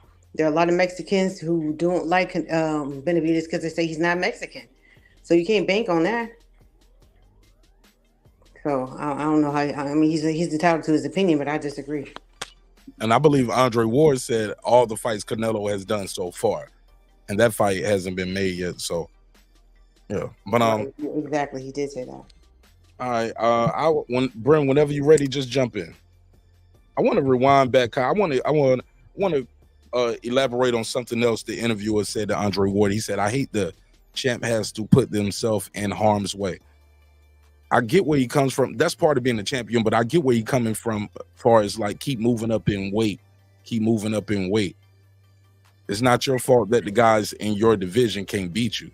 It's like they moving you out of your division. Like this is your natural weight. And they keep trying to force you to be a different weight. You know what I'm saying? Right, but they didn't say that when Canelo went up to fight Bivol. Nah, but they did say it about Roy Jones. They did used to say it about Hopkins. Even Hopkins had that interview with Merchant where he went off on Larry Merchant. He was like, "So yeah, y'all ain't gonna do me like y'all did Roy Jones. You know, try to force me out of my division. Like the middleweight division is my division. You get what I'm saying?" But before what's the price of trying to be great though? I was just gonna say, why not be great by having the most title defenses ever? Like they made a big deal about Gennady Golovkin breaking Bernard Hopkins' record. Because, like he said, Bud is looking for a challenge. Bud is very competitive. But you get what I'm saying, though? It was good for Triple G. Keep going, break Bernard's record. But when Bernard was setting that record, people were mad at him. They was like, he's a weight bully. They won't say the word weight bully back then, but they were saying he wouldn't challenge yourself. Go up in weight. You can't. Obviously, these guys can't beat you. Why are you fighting these bums? Don't nobody want to see you fight like guys like I forgot who was it, Hurtado, or was that what's that Sweet Peter for Hurtado? But regardless, though, it was a guy that Bernard fought, but he was fighting his mandatories and defending, and people didn't like it. They wanted him to move up in weight. But later on, that record that he set, that he was criticized for setting, Triple G is praised for breaking. Make that shit make sense. Yeah, well, you can't let the fans dictate your career. I mean, you have to use your best judgment. But that wasn't even the fans though. That was the damn broadcast team on HBO saying that. Well, fuck them. Fuck Bernard, Martin. same people. That's what I'm saying. Those same people was praising Triple G. The same people ain't got no job now. Shit, I saw Jim Lampley on YouTube. Foodie with the shot. Hey, Foodie, I saw Jim Lampley on YouTube. I was like, Jim Lampley, get your ass off YouTube. And where's Bernard Hopkins? I'm like, nigga, this is my block. What you doing over here, nigga? Right? Fuck out of here. Go ahead. Yeah. But let's. Brem, your mic sounds good, man. Your mic sounds nice. Check 1. 2, 3. Are you? Don't nobody know, man. We old, man. These youngers in the chat don't know what that is. Talk to me, man. You sure they young in the chat? It might be the old hand. I be saying sometime. I be hoping they kids, man. I hope this ain't 30. Sometimes, yeah. Sometimes based on the comments, but no, they probably our age. Me hanging out way too late, past my bedtime, talking shit. Y'all hanging out with me with the late night squad. But y'all chopping it up. Y'all keeping it real. Like y'all just having conversations. Some niggas just be playing around. Like nigga, you up this late playing around with other grown folks. Like nigga. Trying to have argument. Your life must like suck. Goofy ass King. Your life is terrible, bro. You have the worst life ever, bro. I got trolled today on Twitter. Niggas be up late just to argue with other niggas. Like, bro, niggas be trying to take out their supervisor, whatever their supervisor did to them today on you. It's shit crazy to me. Like, nigga, I didn't make you clean the bathroom up today. That ain't that. You know what I'm saying? I didn't make you clean the grill and flip the burger. You know what I'm saying? I didn't tell you to take the dick out your ass. That's what you It's do. your fault, Mark. You started off with "Damn, I hate my job." Like, yeah, I hate my job too, nigga. Let me come I told you to take that song off the list. You know what? You kept it going. Theme song. I need to change the theme song. Remember we went through the theme song list, man. I thought you was gonna change your theme song. I never said that. Oh, Actually, you was looking. You know what? I did say that one time. We were listening together. Remember, we were listening to the songs. I said maybe you should make that your theme song. But then I saw YouTube was still doing the same thing anyway. YouTube was acting. Oh, you talking about one of the songs I played the other night? No, I'm talking about your theme song, like the lead-in song. We were listening to different songs. Another time we were listening to music, and I was like, I heard a song, and I said you should make that the song. And I think you did it maybe for an episode or two. Then you went right back to I hate my job. You talking about Overtime? No, I don't know. You gotta remind me. You put that one. It was another song. I can't remember the song right now, but I remember we was listening to stuff, and it was a song. I said you should put that in your intro. Man. Damn, man, you gotta remind me one day, bro. I forgot. I know. I might have to go back and see if I can remember. All right, but look, tell me what you think about what Andre Ward had, what you think about what Ward had to say. Canelo is essentially gonna duck this. I don't disagree with him because the way I don't disagree with him. I mean, I had to be kind of cautious because I do know that Andre Ward has an issue with Canelo, so I have to listen to him intently to see if I need to take it with a grain of salt. But based on what he said, I took it at face value because every point he made was valid, and it didn't sound like it came from a place of malice or dislike for Canelo, because the way Canelo is communicating, he's communicating like, I ain't checking for Bud. I ain't checking for Bud. So I really can't. I don't have any disagreement.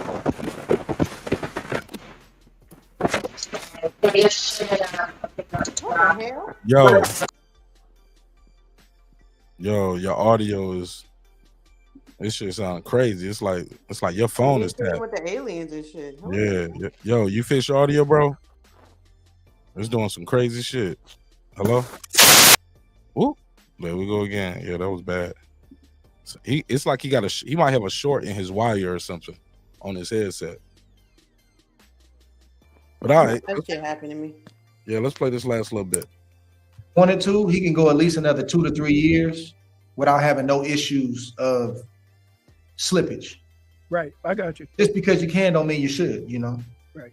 I'm not sure if it's a book spoiler, Dre, but what is the one wild call you had with your manager? Like, I remember there was like maybe talks you were thinking of itching about going up to heavyweight. Like, what's the crazy thing that like was thrown at your desk that you had to say, maybe I'll come back for that? I think it's been a Canelo thing over the years. Like, it's weird because Canelo was never brought up when I was an active fighter. The only reason our name is even in the same category is because we fought a common opponent in Sergey Kovalev. And Kovalev he fought was not the Kovalev I fought. You know, Kovalev was washed at that point in time. Give him credit. He stopped him. He did what he had to do. But here comes the chatter, not from Canelo, from fans. So it's been that chatter, and it got to a point where the chatter became sort of real behind the scenes, and phone calls started getting made, and I don't want to say stuff started moving, but the right people started getting on the phone, and it didn't materialize. And I actually had to come out again. This was probably about 2-3 years ago on ESPN to kind of reiterate that, man, I'm retired. And I did that as much for myself as I did for the. You had to let yourself know. I had to let the world know again, and like this is what I'm doing. I'm sticking to this because, man, I got a high drive.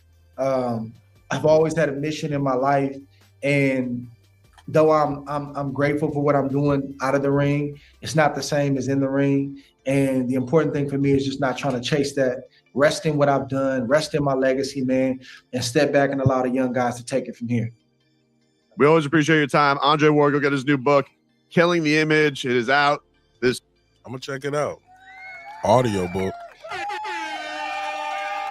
I like audiobooks. I ain't got time. Bro, I would lose a book. I've lost books. Left them audio? How you lose audio? No, book, like physical copy. Oh, okay, yeah. Like I left them at the studios, I left them at school, left them at work, left them at a doctor's office. Man, I left books so many on a plane, hotels. Maybe you need a Murph. The biggest what? Don't what you say? Maybe you need a Merce because I always stick mine in my purse, but maybe you need a Merce. Foodie, I would never do this in real life. But for if you went to Europe, they do that over Europe.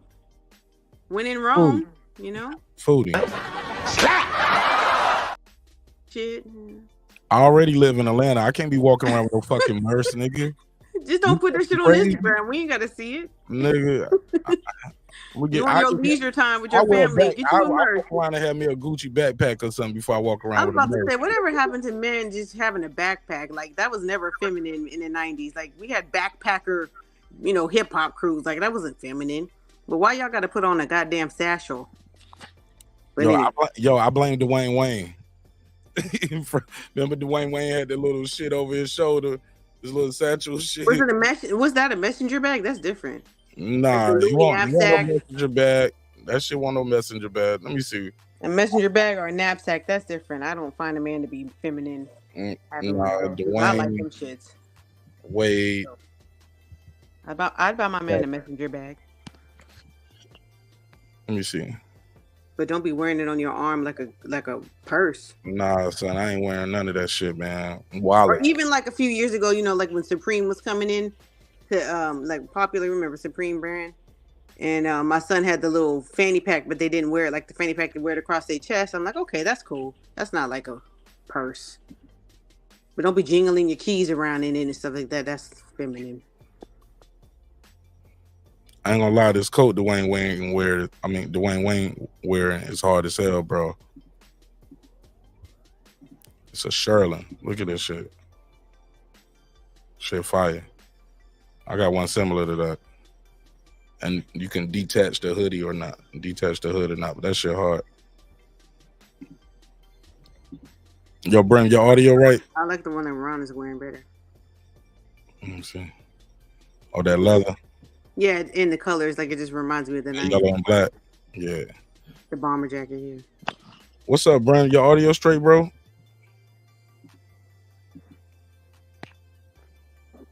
Check 1, check 2. Said you know what to do. Check 1, check 2. Check 1, check 2. You good? Go ahead. Talk to me. Unbelievable. This is my bad headset. These headsets are going bad on me. Yeah, bro. It was sorry about that. That was my backup headset. Start doing shit like I was doing it again. I'm like, oh no. Yeah, it was doing shit like that. Oh wow. Sounds like I was a breaker 1, breaker 2. Yeah, what the last part you was talking about Andre Ward and fight. Yeah, what I said is that when I first was listening, I was, had to listen intently because, Ward and Canelo, it ain't a love fest there. So I had to check, because just like I look at Oscar De La Hoya, whenever he says anything about Canelo, I take it with a grain of salt, because I know his positioning and it's slanted. But the way Ward was explaining things and communicating, I couldn't take it that way. I had to take it on face value, because he was making solid points. He was doing it in a way where I could say, you know what, I didn't get a slant from it, and I don't disagree with him. It doesn't look like Canelo is looking for that fight in any capacity. And the truth of the matter is, if he fights Benavidez next, which I think is going to happen now that and people have been saying, no, it's not happening. But the reason why I think it is because it's mandated. It's coming up, this mandate. But I think Bud and Canelo after will be bigger than all of those fights. It will end up being Canelo's second largest pay-per-view, in my opinion. If that fight happens, let's say Bud whoops on Spence, Canelo whoops on Benavidez, and they do fight in September, I believe it would be his second largest pay-per-view of his career. The first largest would be Mayweather, right? Yeah. Yep. Wow.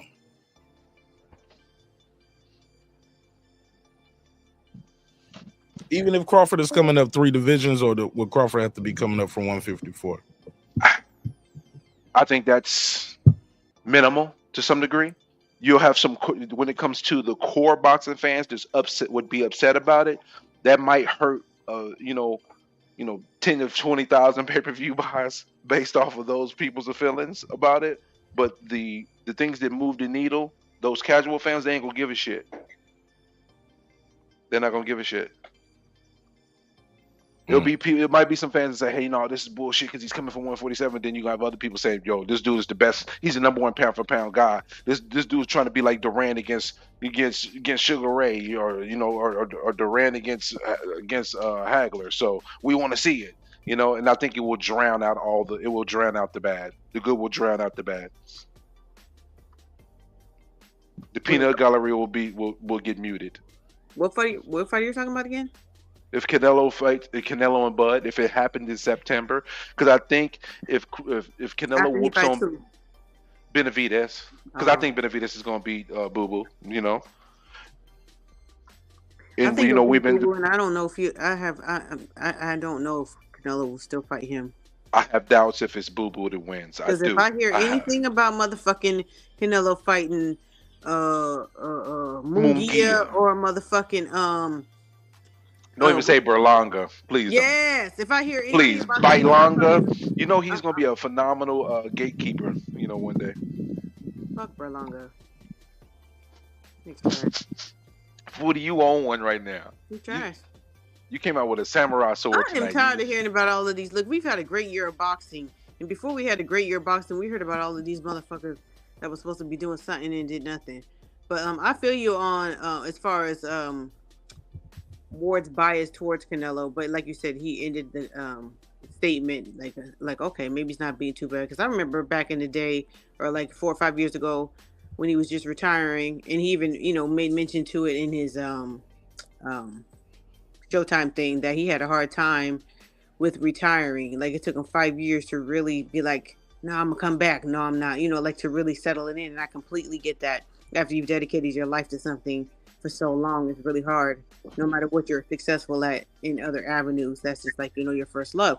But I remember hearing Ward, I swear I heard Ward talking about AJ and how he could beat AJ and all that kind of shit, and I was like, like that's too much of a weight jump. Like that's crazy. But he's a good fighter. He's a great fighter, and I respect his opinion on a lot of things, but I do agree with him on the Canelo thing. I don't know. I really want that Benavidez fight with him, though.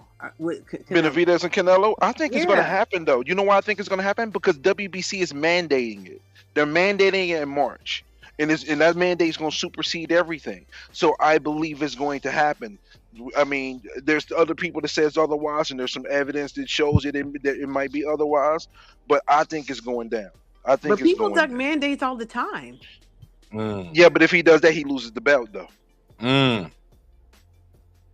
The belt goes to Benavidez, though. So that's the thing. Another email champ. Yep.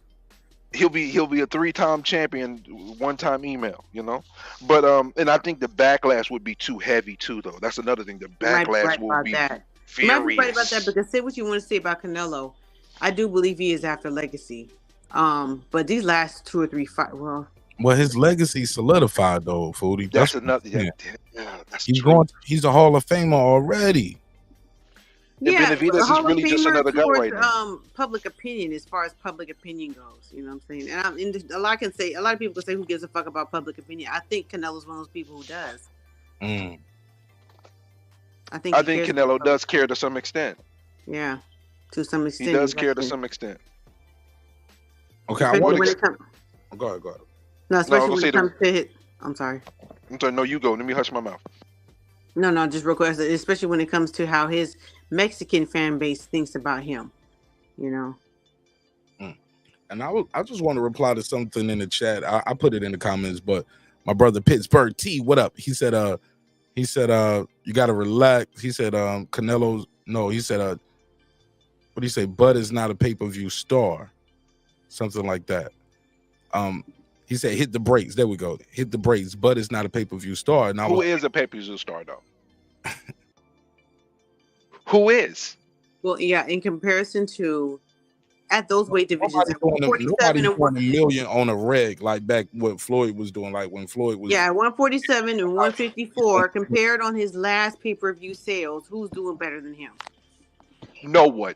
No one. And what I was trying to say about Bud is being a quote unquote pay-per-view star, like you guys were trying to say just then, is relative, right? Mm-hmm. But also, guys are getting their career high paydays fighting Terence Crawford for years now. That's very telling.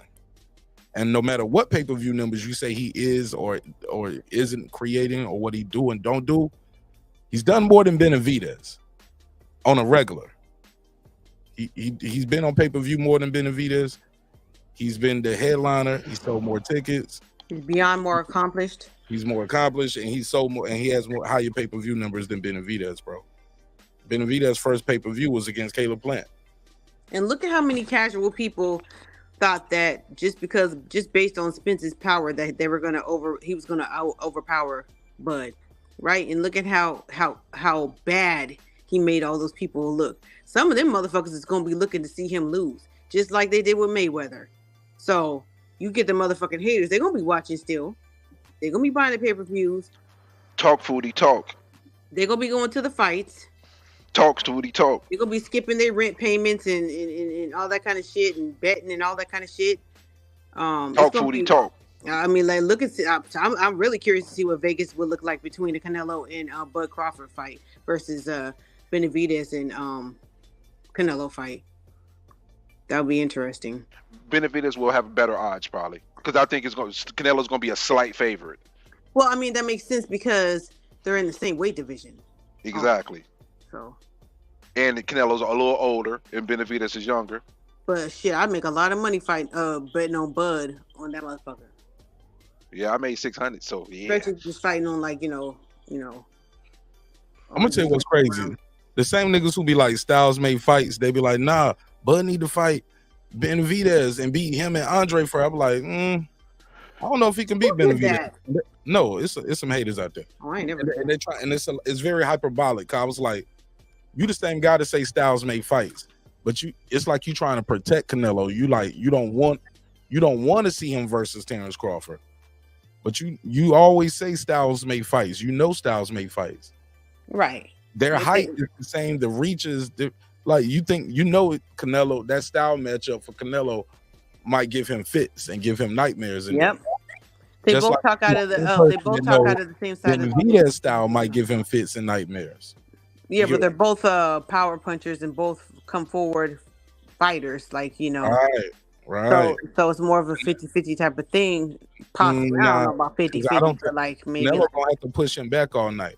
But Canelo, and I don't think he's gonna be able to push this guy back all night. But Canelo kind of gasses out in the later rounds. But Benavidez is good in those later rounds. Yeah, because the other guy's tired because they've been running all night. Yeah. And then they got to sit down and fight, and he's just walking towards him. Yep. He does have a chinny chin chin. Both of them got a chin, yeah. He's letting them off like 1, 2, 3, 4, 5, bow, bow, bow, bow. He'll let off like 8 of them, man. Let off an 8-piece on you real quick. So I do have Canelo winning in that fight. I mean, not like by a landslide, but I do have him winning. But I want to see good fights. Like, I don't care about who loses what or whatever. Like I'm saying, I'm trying to pay my motherfucking money to see some good ass fights. That Canelo versus John Ryder was boring. You know what I'm saying? That was a good fight. What do you mean? That fight was actually good. Well, no, John Ryder did a really good job, but like I wasn't really like, to be honest with you, it wasn't really all that to me. Hey, look, this is who he was fighting. Hold on. Let me do this real quick. Let me clown buddy real quick. Homie said this the channel said I was crazy when I said Crawford was gonna whip Errol. This nigga, hey bro, I'm wearing a Terence Crawford hat right now, and I've been and I got a couple of these.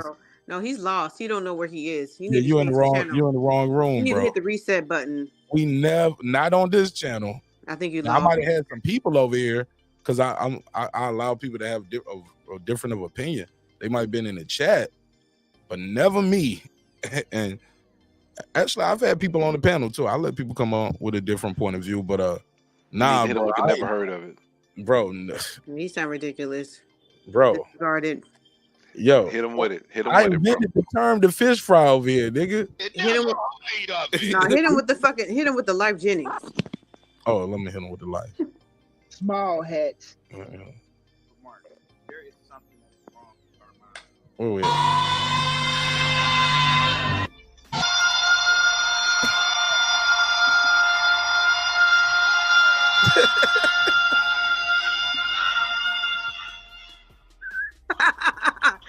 It's been a long time since I heard that shit. We invented the fish fry. Nobody was saying that shit, bro. Shout out to Eclipse, man. That was our shit. We started that shit. Listen, I used to we literally had fish fry on the thumbnail. It was in the title. We called it the fish fry, and I would sit up here and roast Errol's ass for about an hour. Oh yeah. So please, never get it confused, homie. You in the wrong room if you thought we were the ones that called you crazy saying Crawford is gonna whip Errol. Not us. Not this group of ladies and gentlemen here. The majority, right? You sound like they call me a Crawford channel, but nah, man. I got love for Errol, man. I just didn't like his fan base. You know what I'm saying? He went in there, fought, got his ass kicked in front of God and country.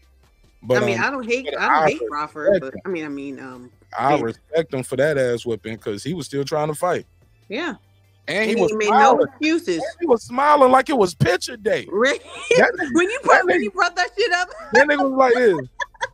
Well, look, what's that shit? You made that short or whatever. That nigga was smiling. Yeah, that nigga was smiling. When you said it looked like he was dropping the belt every time he got dropped. Like he was losing the belt every time he got dropped. Every time he dropped, man. And he was smiling like, "What you smiling for, nigga?" That nigga was like this. I was like, he was embarrassed. That's what I'm saying. Like that could be true. Like sometimes you just smile out of embarrassment. Like, like you get roasted so motherfucking bad, all you can do this is nigga fucking me up. They go clown me for this shit. He was like, oh, these niggas go clown. It was almost like in battle rap when you see a nigga losing a battle and he be saying, yeah, you getting roasted so motherfucking bad. Like all you can do is smile. You got me right there, bro. Because if you get mad, then motherfuckers be like, oh, you emotional and shit. Yeah, look at you emotional. And it was smiling like it was picture day, nigga. Being a good sport. Smiling for it. Getting mopped up. Felt like that movie, what's that movie? American Gangster, when Frank Lucas asked his brother, was like, what the fuck you smiling for? Ain't shit funny. Damn, man. Talking to my kids. Man, what the fuck you smiling for, man? Nigga just sitting there. Hey, look, nigga just sitting there smiling for nothing like this. Right, yeah. What's so goddamn funny? Go clean up that goddamn kitchen. You know, we just kicking it, man. You know, Nikki here, man. Everybody we just having a good time, man. Goofy ass. Shit, ain't nothing funny. Hey, look, grab that nigga by his throat. If you grab that nigga by his throat.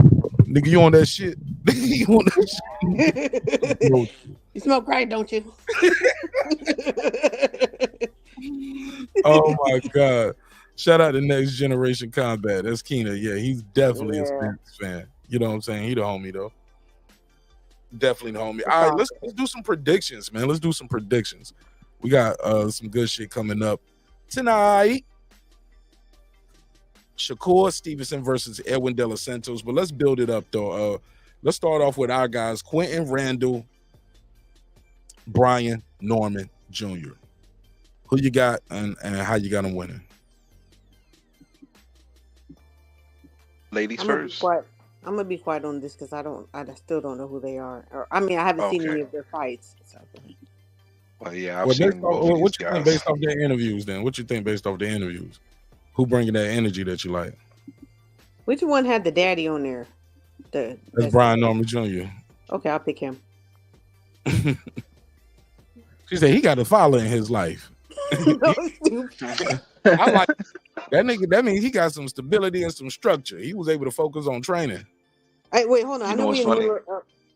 Hold on. I know we in the middle of predictions. Real quick, Mark, or anybody else. I mean, because you know that you and Coach Malachi, you're cool, right? So I could say his name on your My God. I'm getting more lenient. Y'all can start saying other people's names too. He has an interview that he just released, I think today, with Regis Prograis coach, Strength and conditioning coach. Yeah. Okay, I changed my mind. I don't want y'all to start shouting out everybody. Yeah, No, I'm not shouting him out. I don't give a fuck. No. I ain't talking about that. I thought about it. I was like, no. Let me not say that. Niggas be up here shouting out everybody. Well, you can control who you like and who Yo, you don't Pookie like. and Ray. Yeah. Oh, I can control my response. I can just be cool, or I can start the it's your roast. show. I start the roast session up. I'm like, oh, you bringing up that bitch ass nigga? Right. Yo, my man Pookie and Ray. Shout out You to can set Pookie your and Ray. boundary. You can set boundaries. Shit, I don't care. No, but Go for it. We talking. no, some shit. it's a good one. But listen, you got to listen to that shit because I have some opinions on that. What do you say? In my opinion, look, he was talking about Devin, right? Because he about to fight Prograis, right? I listened to the whole. It's like 53 minutes. In my opinion, like this dude has a serious. Like he was talking more about him and versus Devin than Prograis in his background in Devin, because he wanted to talk about Devin went to private schools and had a good education, and he feels like he's being like a fake gangster thug. In my opinion, I've never seen Devin be like that. Like just because you rich and you want to wear diamonds and shit, everybody motherfuckers been doing that shit since fucking the 99s and the 2000s. So I really don't think that's a big fucking deal. You know what I'm saying? Huh? Before then, let's go to 84.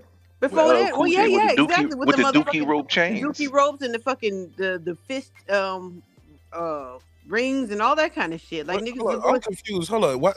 He's bringing up the young man's jewelry? Yeah, he acting like he's like being a fake thug. He feels like because he got a better education and he grew up in Henderson, Nevada. Shouts out to Henderson, Nevada. My mom lives out there. It's a good neighborhood and all that kind of stuff. That he needs to be acting like what? All studious and like a schoolboy. Like this motherfucker's still a fighter, right? He's a hater, man. The whole thing, all he was doing was hating on him. Every time a young nigga doing this thing, it's always an old ass hater. A motherfucking nigga, step back, nigga. You had your time. Let the young niggas do it. You ain't even have your time. You didn't talk about back in my day. If you said that to me, who talking about you? We talking about Prograis. He wanted the back in my day ass niggas. Coach let him slide. Yeah. Coach would just let him. If you said that to me, Coach always lets them slide though. He lets them get their bars off and then let everybody else attack. Because he doesn't want to disrespect the person taking their time. Absolutely. And then he lets you make your own opinion about it. My opinion is my opinion. I'm not gonna argue about my opinion because it's facts. Like just hating, and I was trying to give him I was trying to hear him out, but it was a hate. I heard. You can go back about what my penis is, but my penis is my penis. Okay.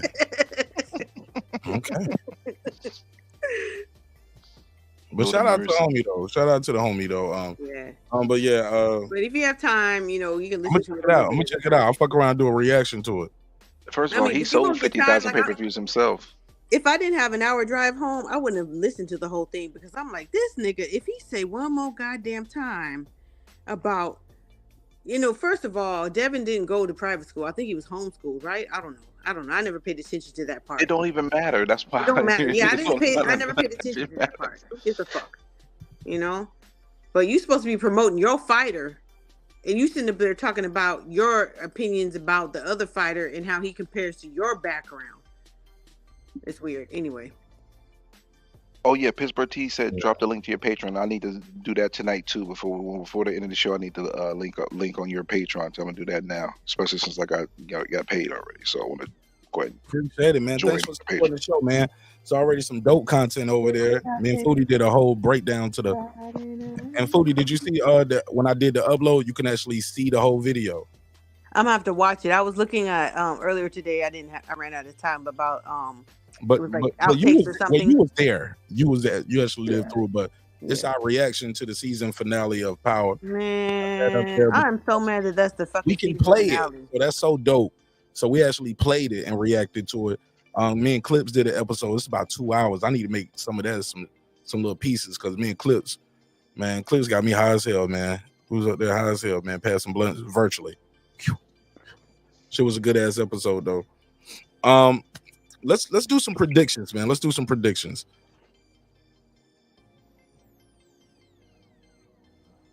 Who y'all got? Who you got? Quentin Randall or Brian Norman Jr. Bram? It's gonna be a good fight. I think Quentin Randall's gonna put some tremendous pressure, and there's gonna be some moments where Norman's gonna struggle, but I think he's gonna pull out the fight. I got Norman by unanimous decision. Brian Norman Jr. unanimous decision. All right, let me see. Lisa Bells, who you got? Let me know. Jaden, who you got? Quentin Randall, Brian Norman Jr. Shout out to my guy Pittsburgh T. And the link to join the panel pinned at the top. Like that said, homeschooled. Since when? And did he address that? Because I did see him do a live one time, and he said, "Man, I don't have no problem with the guy having privilege. There's nothing wrong with it." Because some people start looking at him crazy, like, bro, ain't nothing wrong with taking care of your kids and your kids not being in the inner city like that. If I had the opportunity, I would have homeschooled my kids way over private school because private school be turning out the LGBT kids. But I mean, if it was a private school and it was intersex, not same sex, that's weird. But he kept on saying that though through the interview, like, I don't have a problem with taking care of your kids, but that nigga would go in on him. I'm like, get the fuck out of here, nigga. You too old for this shit. Shout out to my guy, Coach Ed Morris in the building. He said, either Wilder was extremely nervous or he is shaking with tremors. I hope he's okay. I thought he was just excited, man. I respond to that, man? Something like that. I don't think either. I agree with you, Mark. Go ahead. Feel like it was just like he waiting for his moment. He knew he was gonna be the last one to speak. You get what I'm saying? He's not that good at talking. We already know. I thought he did an excellent job for Wilder. Yeah, he got an Alabama accent. I get it. I mean, that's what I'm saying. Like he's not perceived as eloquent as somebody else. But I mean, what boxer is really? But go ahead. But you know what I noticed has been so weird about that is that I've seen people say, "Oh, Wilder was scared." Then I saw a bunch of people say, "Oh, Joshua was scared." Neither one of them are scared. Just because Wilder decides to be respectful when he's speaking to Joshua does not mean he's scared. I mean, like, they're not even fighting right now. Like, I don't get it. It's overstated when they be talking about people are scared sometimes. I was like, spare me the details because that's not what I see right now. Just saying. Well, yeah, but they're mostly can you guys hear me? I put my ear things in. Yeah, you good. Okay. They're mostly focusing on Joshua, but Joshua's gotten the shit into the stick ever since he lost, to Usyk and all that. People want to look at him as weak, and I can understand that criticism, but at the same time, they just look at him because his eyes look glossy or whatever. He looked mad as fuck to me. Like, he's like, I'm not gonna respond. Joshua used to be the smiley, oh yeah, it's gonna be a good fight and all that kind of stuff. Now he's trying to change his persona. Like, I'm not. Those days are gone with him. Yeah, those days are gone. Those days are gone. He's on his FU. Yep. His big Femi again. That's why I hope because the thing is, Otto Wallen has never been knocked out. And I guarantee you if he won by decision, people would try to judge him for it, knowing that the Fury was bloody and snuck out with a victory against Wallen because Joshua was held to a different standard compared to the rest of the heavyweights. So if he knocks him out, What are people going to be able to say? All that scary stuff. Because, I mean, there is a reason why he was a little gun shy. He was changing the trainers, changing his style a little bit, and he came off losses. Yeah, I mean, that can happen to any fighter. And I think it's overstated on the value of Wilder or how great Wilder is and all those things. Can Wilder beat him? Yeah, but us as American fans have overstated Wilder because we just want a great heavyweight champion from America. Well, everybody made that mistake before saying that Wilder could beat AJ just because of that one-hitter quitter shit. But AJ has got more skill than Wilder does. And he's not going to just stand in front of him and let him punch him in the face like that. So if Wilder's... Hey, real quick. Before we get too deep in this heavyweight, man, because we got a lot to unpack on that. Let's just skip through it. Give me y'all take on these other two fights so we can really go into do a deep dive into the heavyweight division. Okay, jog my memory. Is Navarrete, is he the one that just beat who did he Valdez. Fight? Yeah, Valdez. Yeah. And he's fighting who? He fighting the guy Shakur. Yeah, Conceição. Shakur for I got Conceição. You guys should Conceição. You think he gonna beat Navarrete? Oh no, Navarrete gonna beat that boy butt. Navarrete gonna beat that boy butt. I think he it'll gonna be beat on him for 12 rounds. Hold up, bro. This is her prediction. Let her do her prediction. I'm sorry. Respectfully. Go ahead, Foodie. I don't know. I mean, you know what? I'm not trying to get you to. I'm not gonna let you sway me, but I'm just saying. I don't know. I think they're both good fighters. I think Conceição put up a good fight against Shakur. And Shakur is fucking elite. Valdez is on the back end of. I'm not back end. Like he was coming off. Wasn't his last fight a loss? Valdez. Well, he lost to Shakur too. Shit. Yeah. I'm gonna go with Conceição. Go ahead. All right, Brim already told us his prediction. Go ahead. Brim, tell us why you got Navarrete there. Navarrete gonna put too much pressure on Conceição, man. That dude's just he's a bulldozer. He is going to beat that man. If you don't knock him out and stop him, he's gonna beat him for 12 rounds. He's gonna beat his behind. I think never. Go ahead. No, go ahead. Please don't speak. Please. When you think of this fight, Brim, what did you think of Navarrete's last performance? Did you think he showed a virtuoso performance? Did he show vulnerability? Did he show anything that Conceição that he can capitalize on? Because I think he does have vulnerabilities, but the problem is his vulnerabilities. The only way. He has vulnerabilities, but I don't think Conceição can be able to take advantage of those vulnerabilities to get the victory, because Conceição's gonna land some shots. Don't get me wrong, he's gonna but the thing is Navarrete he's like a walking piece of stone. He's like a piece of stone in the ring, bro. You really gotta have that oomph in them fists to really do something with Navarrete.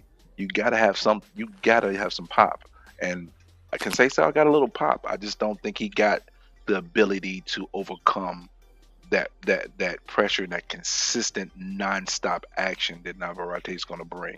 He's going to eventually wilt. That he's going to burn him you're up. right. Well, if you don't, but he could beat him on points. But you're right. Navarrete definitely, he was coming at fucking Valdez like a Mack truck. Like he couldn't do nothing. Valdez was pushing him back at times too. It's just his punches couldn't. His face started getting fucked up little by little. Man. It was like somebody drowning, and they don't. You ever seen somebody drown? They don't know they're drowning. So they keep fighting harder, and then it works against them. Oh my God, they don't know they're drowning, man. Yeah, it's the saddest shit to see, and you just see them bloop bloop bloop bloop. Sound like them Errol Spence fans on July 29th. Bloop bloop. He's just sinking. And his face was just getting shifted, and he was changing right in front of our very eyes. So he looked awful, man. And he cried. Man, cried hard, cried like a baby.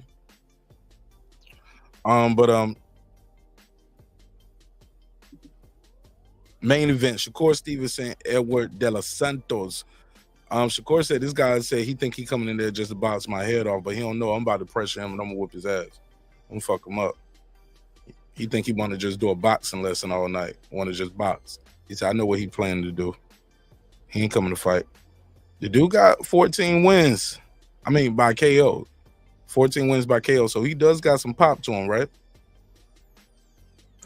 De Los Santos. I mean, he's a grown ass man. He fighting. These ain't little boys. No, De Los Santos got hands. Who's De Los Santos' last fight? Oh, damn! I'm trying to remember his last fight. I'll tell you in a second. I'll tell you in a second. But go ahead, y'all. Give me your predictions on this while I pull that up for you. Go ahead, Foodie. You told her to go first, and then you cut her off. Go last ahead. time. I'm washing my hands. Go ahead. Right. Hey, come on, Mark. Stop it, man. You didn't like her pig. Don't do me like that. Why I did her like that? Okay. All right. Joseph. He fought Joseph Adorno. 17-2 and 2 draws in the last fight. That was that was this summer in July. That was this summer in July. I don't know who that is, but that doesn't mean anything. I just keep hearing. I haven't seen any of De Los Santos's fights, but I like his energy. I like his ass pulling up to Newark and calling them out. I like this. I mean, his energy was okay at the press conference, but I like Shakur and where he is right now. In his career and his approach. I think that motherfucker, like, he just ain't nobody gonna beat him at 135. Nobody. Shakur Twitterson, that was funny. Yeah, Shakira Twitterson. That was hilarious. I ain't even gonna lie. Shakira. Yo, he wilding with that one, right? It was funny. That is funny. Who you got, Bram? I believe that De Los Santos is going to land some pretty decent shots early in the fight, and he's going to have some people looking like, yo, what's up? But I think Shakur is going to eat those shots because I think his chin is strong, his defense is strong, and I believe that late in the fight, De Los Santos is going to be fighting to survive at some point, and he will make it, but barely, and it'll be a 12-round unanimous decision. Yeah, potential KO though. Possibly, I don't put it on Shakur to get the KO, especially to get to power puncher like people say he is. But I think that if he beats him very decisive, makes him look stupid because that's Shakur's forte. To get in the ring with you, make you look dumb, make you look real stupid, look amateurish. So that's what we expect from him. I think he's going to deliver on that. In the words of the good brother, Mr. Golden, the same way Bud did Spence. Mr. Golden, he find a way to make everything come back to Bud beating up Spence. He was like, gonna make him look stupid. Same way Bud did Spence. Like, man, something fell out my pocket. Yup, same way Bud made Spence fall on the ground 3 times. BEK, back in King. I hope my brother's good. I haven't talked to him in a little bit. That is hilarious. Yeah, I need to call him. Is anybody seen him anywhere? Anybody talk to him? Is he okay? I think he's been in the comment. I've seen him in some comment sections. I think. All right, cool. That's cool. Honestly, all right. Let's get to this one, man. As y'all know, we had a major announcement today in the heavyweight division. Oh my God, this is major. A lot of times in boxing, we talk about what's a stat card. We're like, oh man, they got a stat card. Man, this is a stat card. Ladies and gentlemen, this is what you call a stat card. When you have multiple bouts on the event that could be main events on their own. From the bottom up, from Dimitri Bivol, from the cruiserweight. So you got the cruiserweight champ, you got the light heavyweight champ, Japataya, you got Daniel Dubois. He's coming off a loss. But some people said they thought he won with a body shot, right? But you can. Oh, that's who's fighting Big Baby Miller? Because I was wondering what the fuck he was doing there. Yeah, Daniel Dubois, who lost to Usyk with a jab. Trash versus trash. Go ahead. That's actually the most interesting fight, actually. Nah, Man, 100% it's the closest fight, like 50-50 wise. It's the closest fight at all. But no. But I'm just saying this right here. This was the best part of the press conference. Big Baby Miller talking that shit. Also, you got Deontay Wilder. Of course, he's a main event everywhere he goes.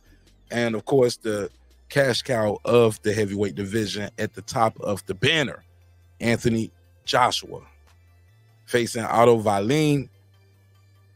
This is a stat card, ladies and gentlemen. This is what we call a stat card, except for this part right here, like, except Daniel Dubois and Big Baby. But other than them, you know what I'm saying? I mean, that could be main event on like Big Baby and his little friend. What, this thing behind his ear? We gotta start calling him Roy Miller. I think it's a lipoma. I think it's a cyst. And Well, kind of the same. Like, no, a cyst isn't going to stick around that long. Yeah, no, because yes, it could be an epidermic inclusion cyst. Trust me, I know. An epidermic inclusion cyst would just be like dead skin, basically. No, so, no, I think it's a lipoma. It's just a fatty tissue tumor, basically. No, you know what it is? It's from the steroids. That ain't no damn steroid thing. That's where it's from. People with steroids get like back knee and boobs and other manifestations. But he got boob on his head, though. That's the difference. All right, but let's stay focused on this topic right here. I guess we are. That knot is definitely part of the topic. What do you guys think of this card? Where were you at when you found out the news? Are you gonna buy this event? Do you see an upset happening? And if so, who's gonna be the upset? Let's talk about it. Foodie. I'm excited about the card. I am gonna buy the card. Okay, that's one.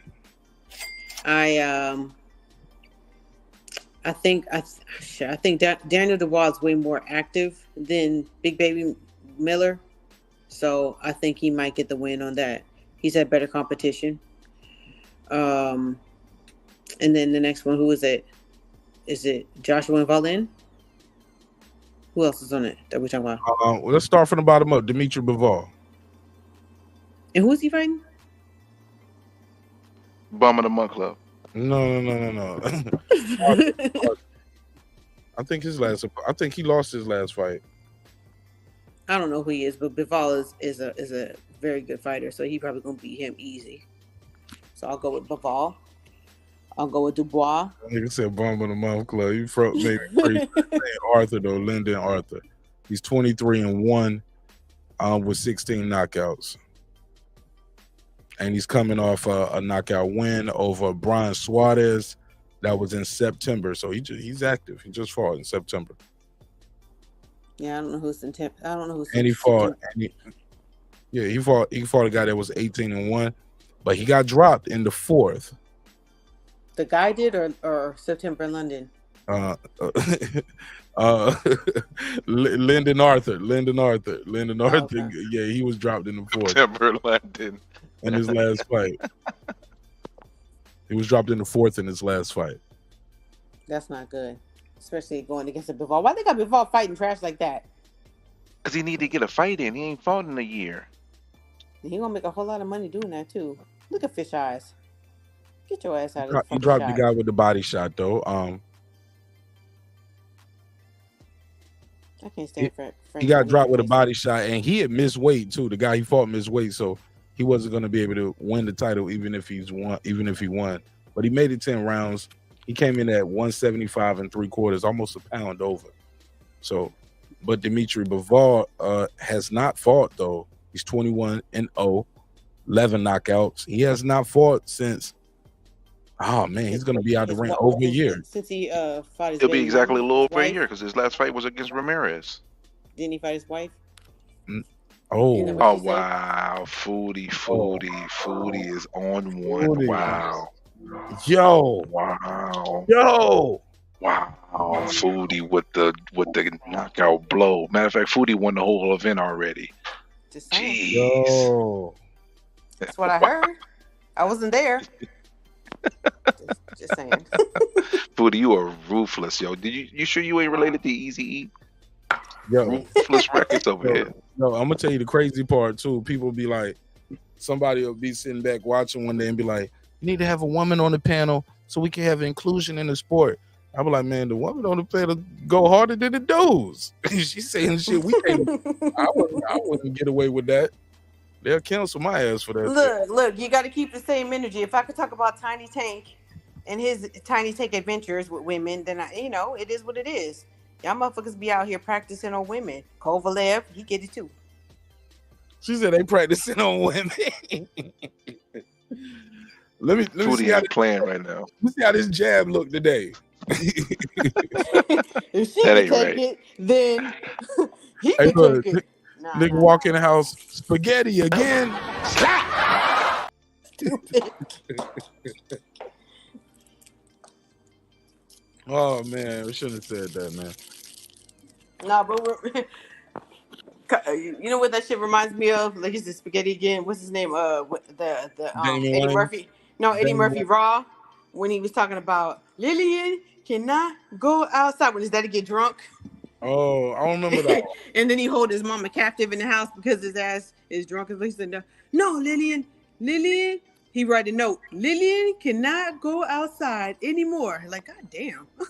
No, I ain't remember that. I got the Housewives had it hard back then. Shit, she's like, calm down. He's like, "No, Lillian cannot go outside Yo, anymore." hey, Foodie, Hold up.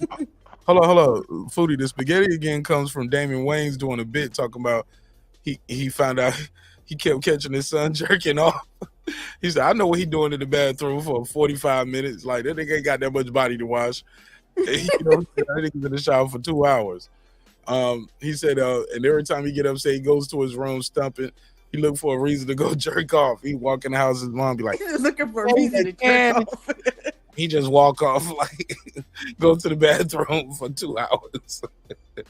Especially because teenage boys don't even like to take a shower, so you know what your ass is doing in there. Right.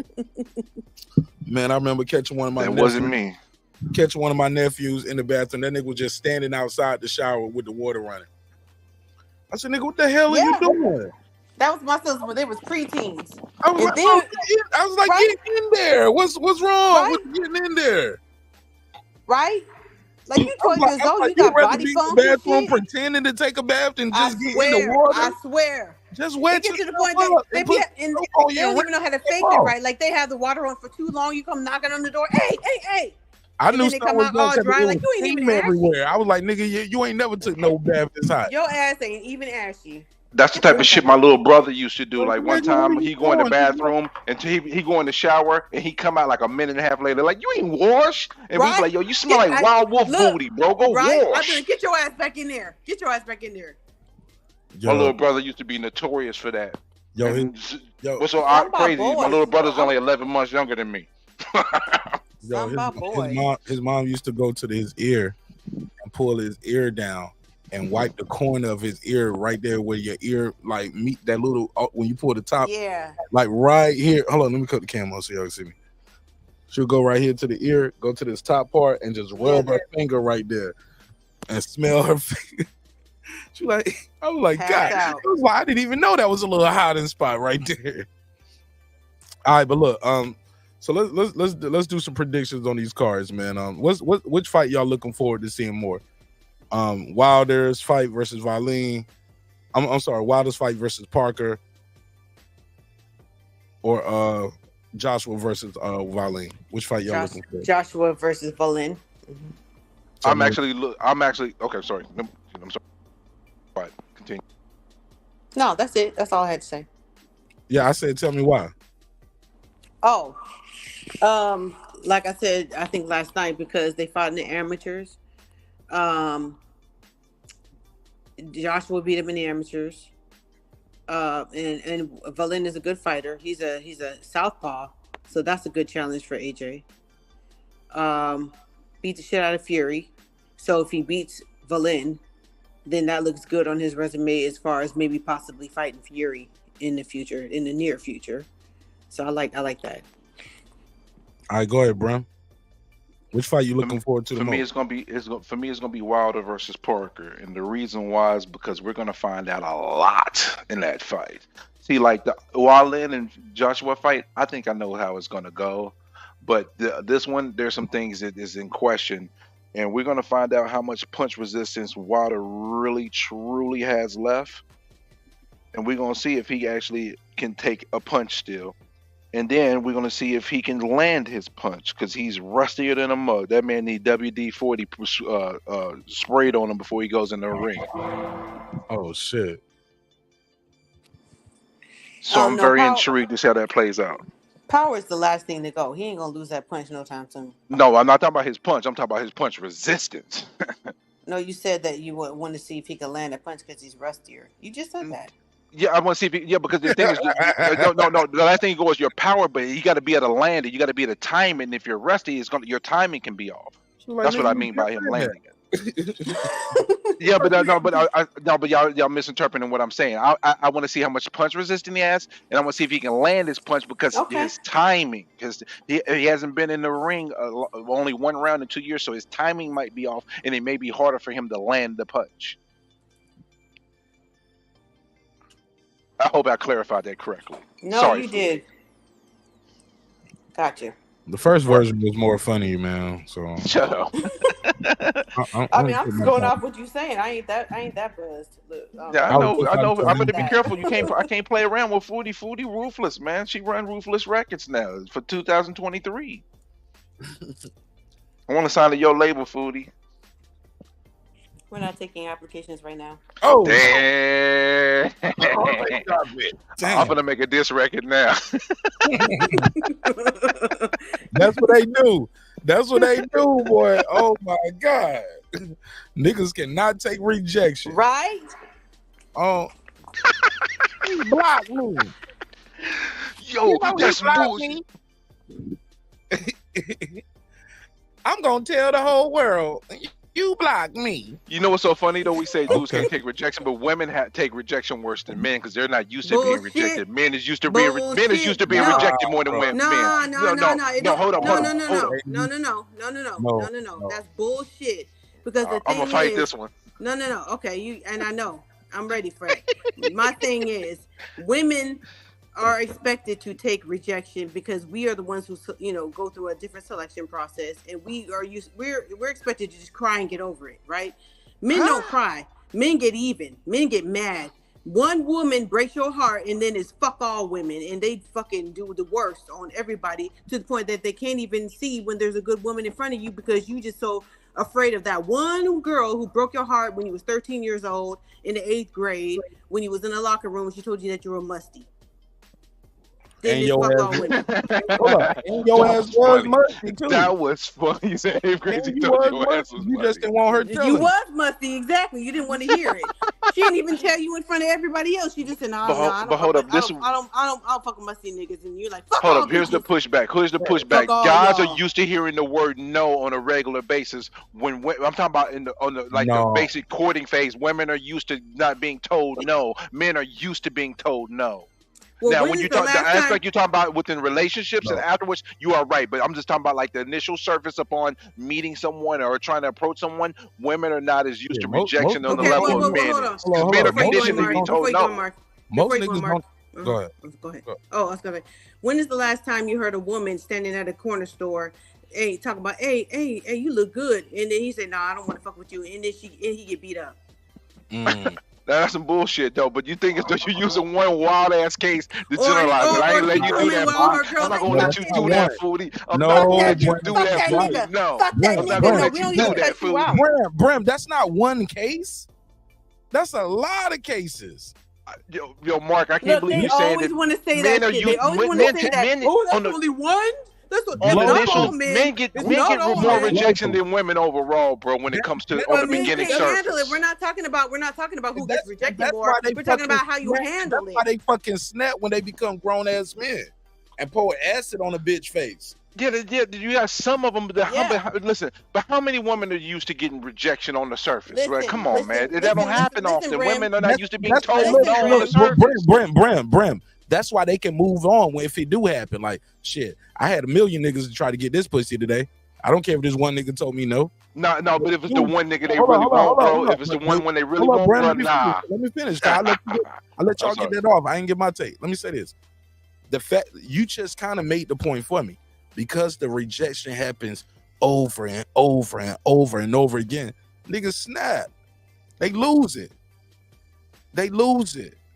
Not only that, because men feel like A lot of men feel like if I'm interested in you, you need to be interested in me. And if you're not interested in me, then there's something wrong. You can't just say, okay, she just don't, I'm not her type or whatever. She ain't even cussing you out or being rude. Men feel like whatever I want should want me back. And that's not how it works. There are countries in this world that a woman can get killed in for simply just walking by, man, not even being rude or nothing. Because men always say, oh, it's your approach or it's the way that you respond. We forget that women exist on other continents and in different places of the world. And in lots of places in the world, they're treated like second-class citizens. They will get acid thrown on them. They will get killed. They will get their whole family killed just because they don't want to marry a man that wants to marry them. So you can't tell me in any way, shape, or form.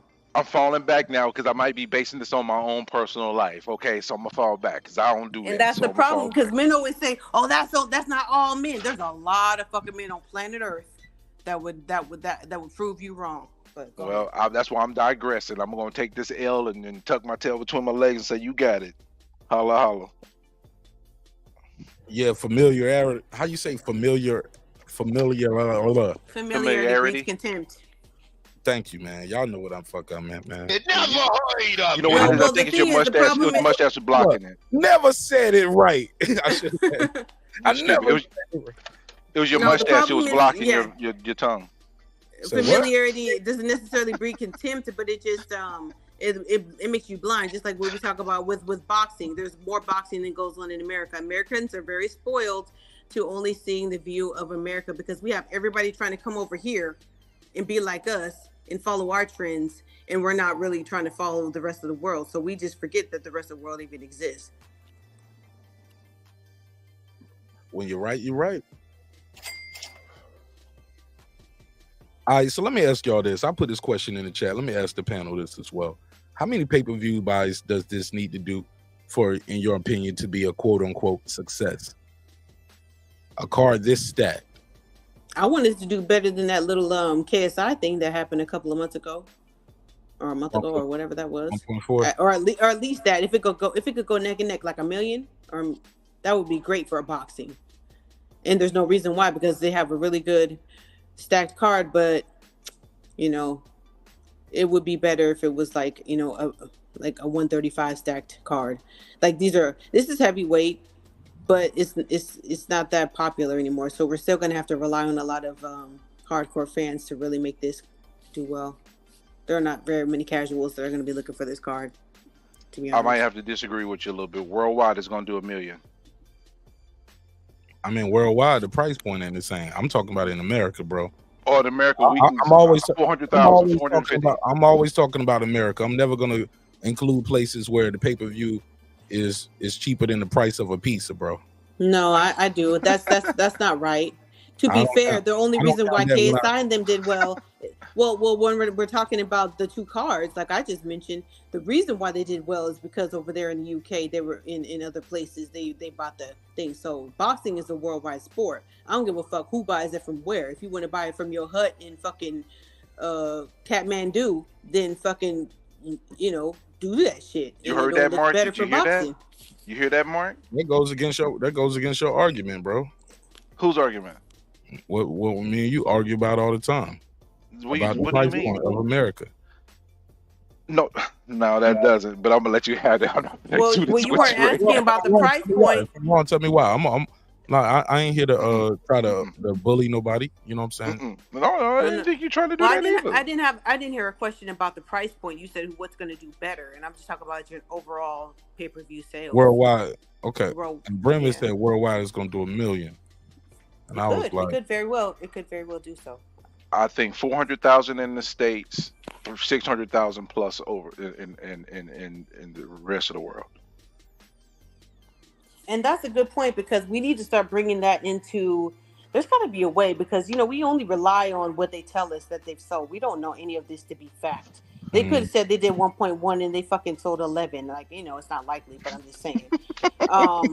We don't know. We have no way to prove it whatsoever. And I'm just saying, like you can't parade and jump up and down for shit that you don't really know that's the truth.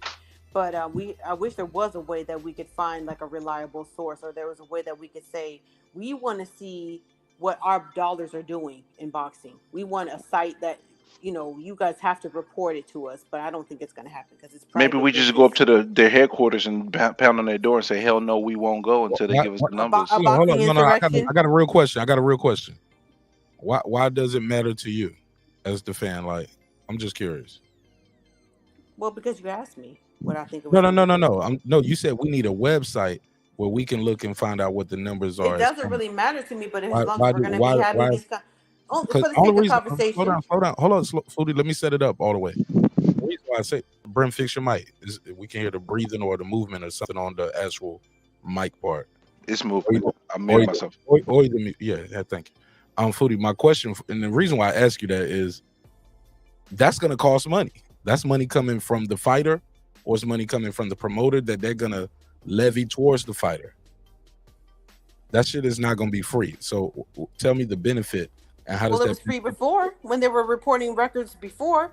No. What you described was the new method, though. You said they need to have a website or something where fans can go or something. That's what I mean. Like, because we can't rely on them to give us true numbers unless we hold them accountable. We need to have some way to hold them accountable for what they're saying.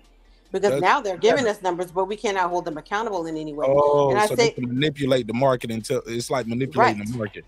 Insider trading type shit. I'll tell you. They can say whatever the fuck. Like I said, 1.1 or 100,000 or 11. I mean, I have no way of proving it one way or the other. But just for the sake of argument, because I really don't care, because they're not paying me any fucking. I tell you what, if Tyson Fury and Ngannou flop like everybody said, Brim, I don't think the Saudis would have just be like, hey, man, fuck it. Let's flop again real quick. Well, the thing about Saudi Arabia is they're not doing it for the sake of boxing. They're doing it for their image. They're trying to change their image and attract more tourism. There you go. Thank you for. I was going to say that to him because the thing is, it flopped. It flopped, bro. It flopped. No, bro. It flopped. Nobody in the States willing to buy for that fight. That's a well-known fact. I think I've even heard Eddie Hearn say that shit. But before they can do that, everybody came from the same source, though. I've heard no other source other than that one pro wrestling writer. But the thing is, the UK numbers is not from that pro wrestling. The UK numbers came out as 400,000. That's not good. Yeah, I'm not arguing the numbers. I'm just saying I didn't get that. They're trying to clean up their image, so they're going to spend whatever they have to because they're not making money off of oil like they used to as we go fucking electric in the world. You know what I'm saying? So they're really trying to create a tourist industry. They're even allowing women to go to live sporting events, here and there. I mean, you probably gotta, bring a bag of breast milk and have your husband there and all that kind of shit. But they're trying to change their image. I'm gonna get that for you too. I'll probably send it to you in your IG. You ain't gotta send it to me right now, neither though. You ain't no doubt. Just send it to me though. I'll do a whole episode. I got money on that too. So on what? On the pay-per-view numbers for this event coming up. No. For the Fury and Ngannou. Oh. And the guy already conceded. Even though the real numbers ain't came out. He was like, man, all this hype going around about this shit, man. Ain't no way in hell this shit only sold 60,000 worldwide. I don't believe that shit. No, that wouldn't work. That was U.S. based. Regardless, man, we put $35 on it. I might fuck around and send them 35 anyway. If we don't find it, or we just have a stale bet and we'll just cross that over because neither one of us have found any numbers that we both have agreed with. Both numbers we agree that they too low. Like hell no, nigga. And the sources of that, like I said, the source is everybody going back to that wrestling guy. But go ahead, Brent. What was you about to say? Why queue up the next topic? I forgot. No, you was telling me something about the UK numbers and then we was talking about I forgot now too. I see people that talk about Fury and Ngannou did more than most tank fights. Yeah, 400,000 in the UK though is the equivalent of doing 150,000 in the United States. No, we ain't gonna do none of that bullshit equivalent shit. Their dollar, but their dollar is the sale. It's worth more than ours. But the thing is though, but it's based on the dollar value though. So what? The dollar value is worth more than ours. We have pay-per-views here that are on sale for how much did that James Toney shit cost this weekend? No, but we're not talking. Come on, no. We're not talking about revenue. We're talking about pay-per-views. Those are two separate things. Yeah, but the thing is, okay, they're separate, but it's tied together because I can sell more pay-per-views if my pay-per-view cost is $24.99 or $29.99 if I do 400,000. But if you sell 250,000 to $80, you've generated more capital.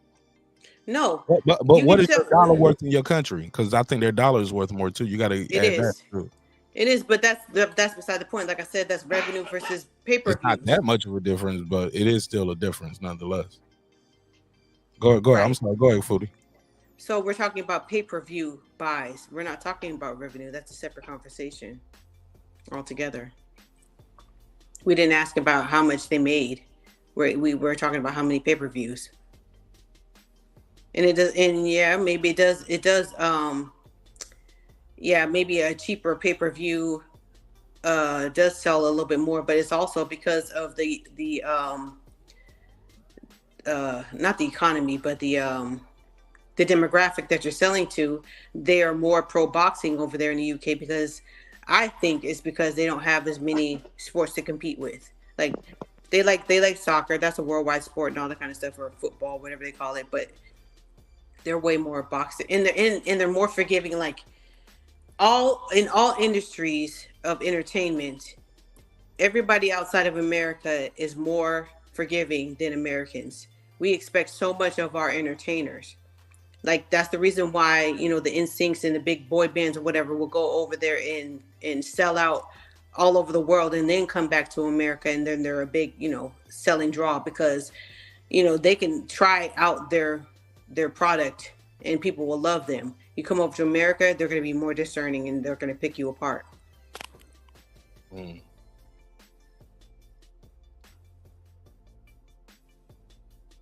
Go ahead, bro. I got Foodie by knockout in the 6th round. That's it.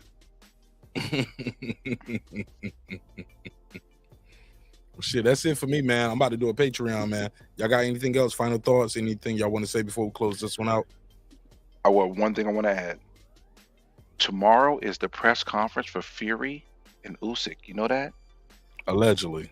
No, it's not allegedly. Go to the Top Ranks page. The fight is already set. It's the 17th of January, bro. It's done. Okay, cool. Let me The go. press conference is tomorrow. Ain't no allegedly. It's done. It's set in stone. Okay. That's a good thing. I want to see that. But we don't have a lot of translation going on, so it's not going to be that exciting. But it's just good to see that it's happening and then they have a date. I didn't know they had a date. Yes. Let me go right here. I do not see it on his box rec yet. But let me see. Is anybody else fight on their box rec yet? Just go to YouTube Top Ranks page and you'll see the press conference is scheduled for tomorrow. Okay, cool. I'm pulling it up right now. What's up? Well, I'm pulling it up. Pittsburgh T, what up? So what's up? How's sound, Mark? You can hear me? Perfect. Go ahead. Talk to me, bro. Hey, man, listen, actually, this car coming up, man. I've been listening to y'all cook, man, in and out. And I did the Patreon. It was pretty quick.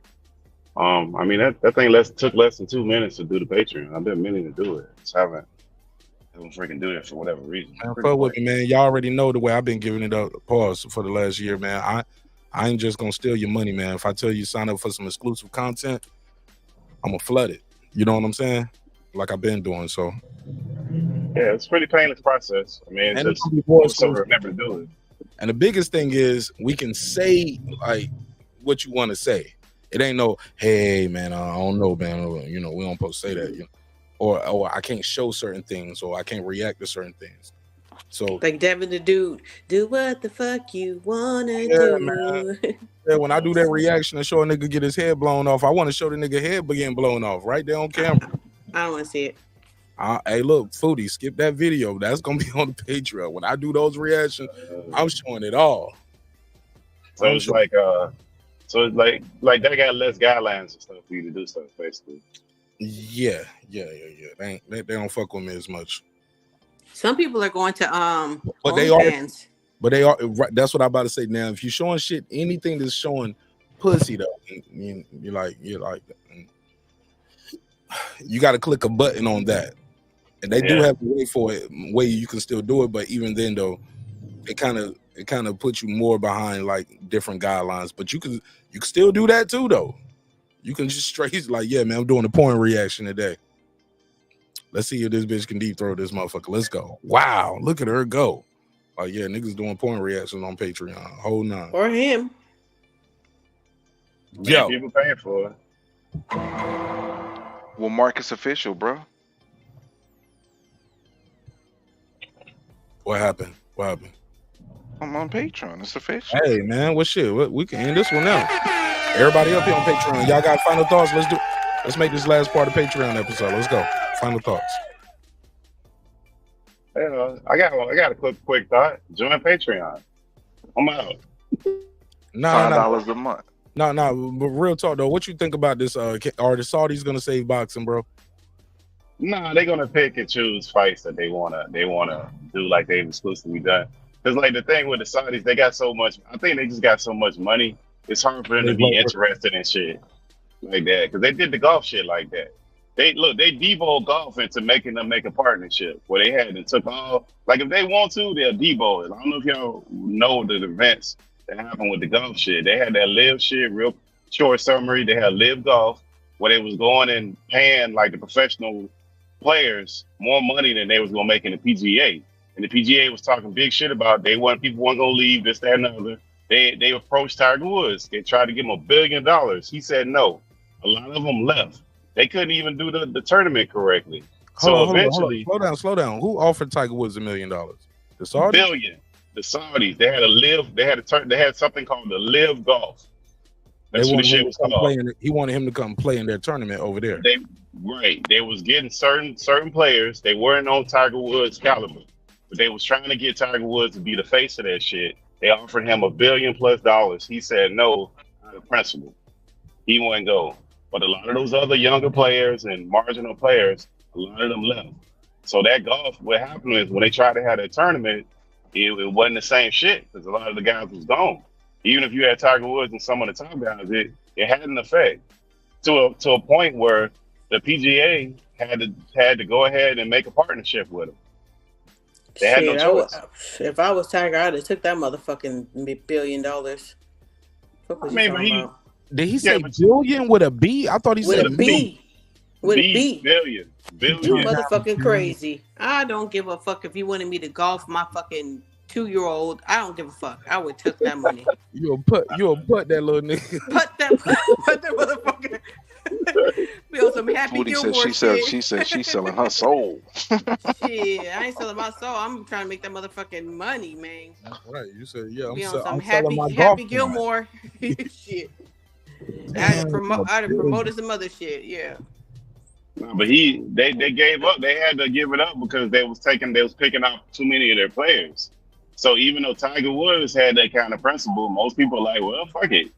I'm guaranteed to get this money if I win, lose, or draw. Because they was paying people that money, irregardless if they won the tournament or if they won a certain golfing, they just was giving them the money. They just had to commit to come over to that side. So the PGA is not structured like that. It's like, you got to win a certain tournament, you got to rank a certain way, all of that shit. So a lot of them dudes were like, fuck it, I'm going over here. So eventually, PGA had no choice. They had to make a partnership with them. Now, what the partnership construct of, I don't know. But I just bring all that up to say if they wanted to flood the market and just start overpaying people, they could. They're very selective with the events that they're putting on in boxing. Like, their pockets are deep. Like the Saudis, remember the Saudis with the oil shit? They always rated out of barrels. They make money from $20 a barrel up. The Saudis make money. So it was at $90, $100, $80. They done quadrupled the amount of money that it took them to bring it out of the ground. Like, they got so much money, it's not funny. I just don't think they like the events, but to me, they've shown that if they want to take some shit over, they can take the shit over, and money ain't really an issue with them. Yeah, Tiger Woods he got some politicians who told him not to do that shit. That's the reason why he didn't do it. I don't know, bro. That's a lot of bread. $1 billion. That's a confirmed rumor. Yo! That's fired. Yeah. Oh my god, man, that was a good one. That's the only way I could see, like, $1 billion. Shit, you could fucking do that shit and never do nothing ever again in life. But he's Hey, a Mark, billionaire already, though. He's a billionaire already, and maybe he thinks he Yeah, can't spend the but there's money no he such got there. already. Nah, I don't want to hear no fucking I'm just billionaire telling you, the already. man's he been a billionaire for a long time. Tiger Woods Well, ain't you no could brand be new you. billionaire either. Well, yeah, but Liquid so is though.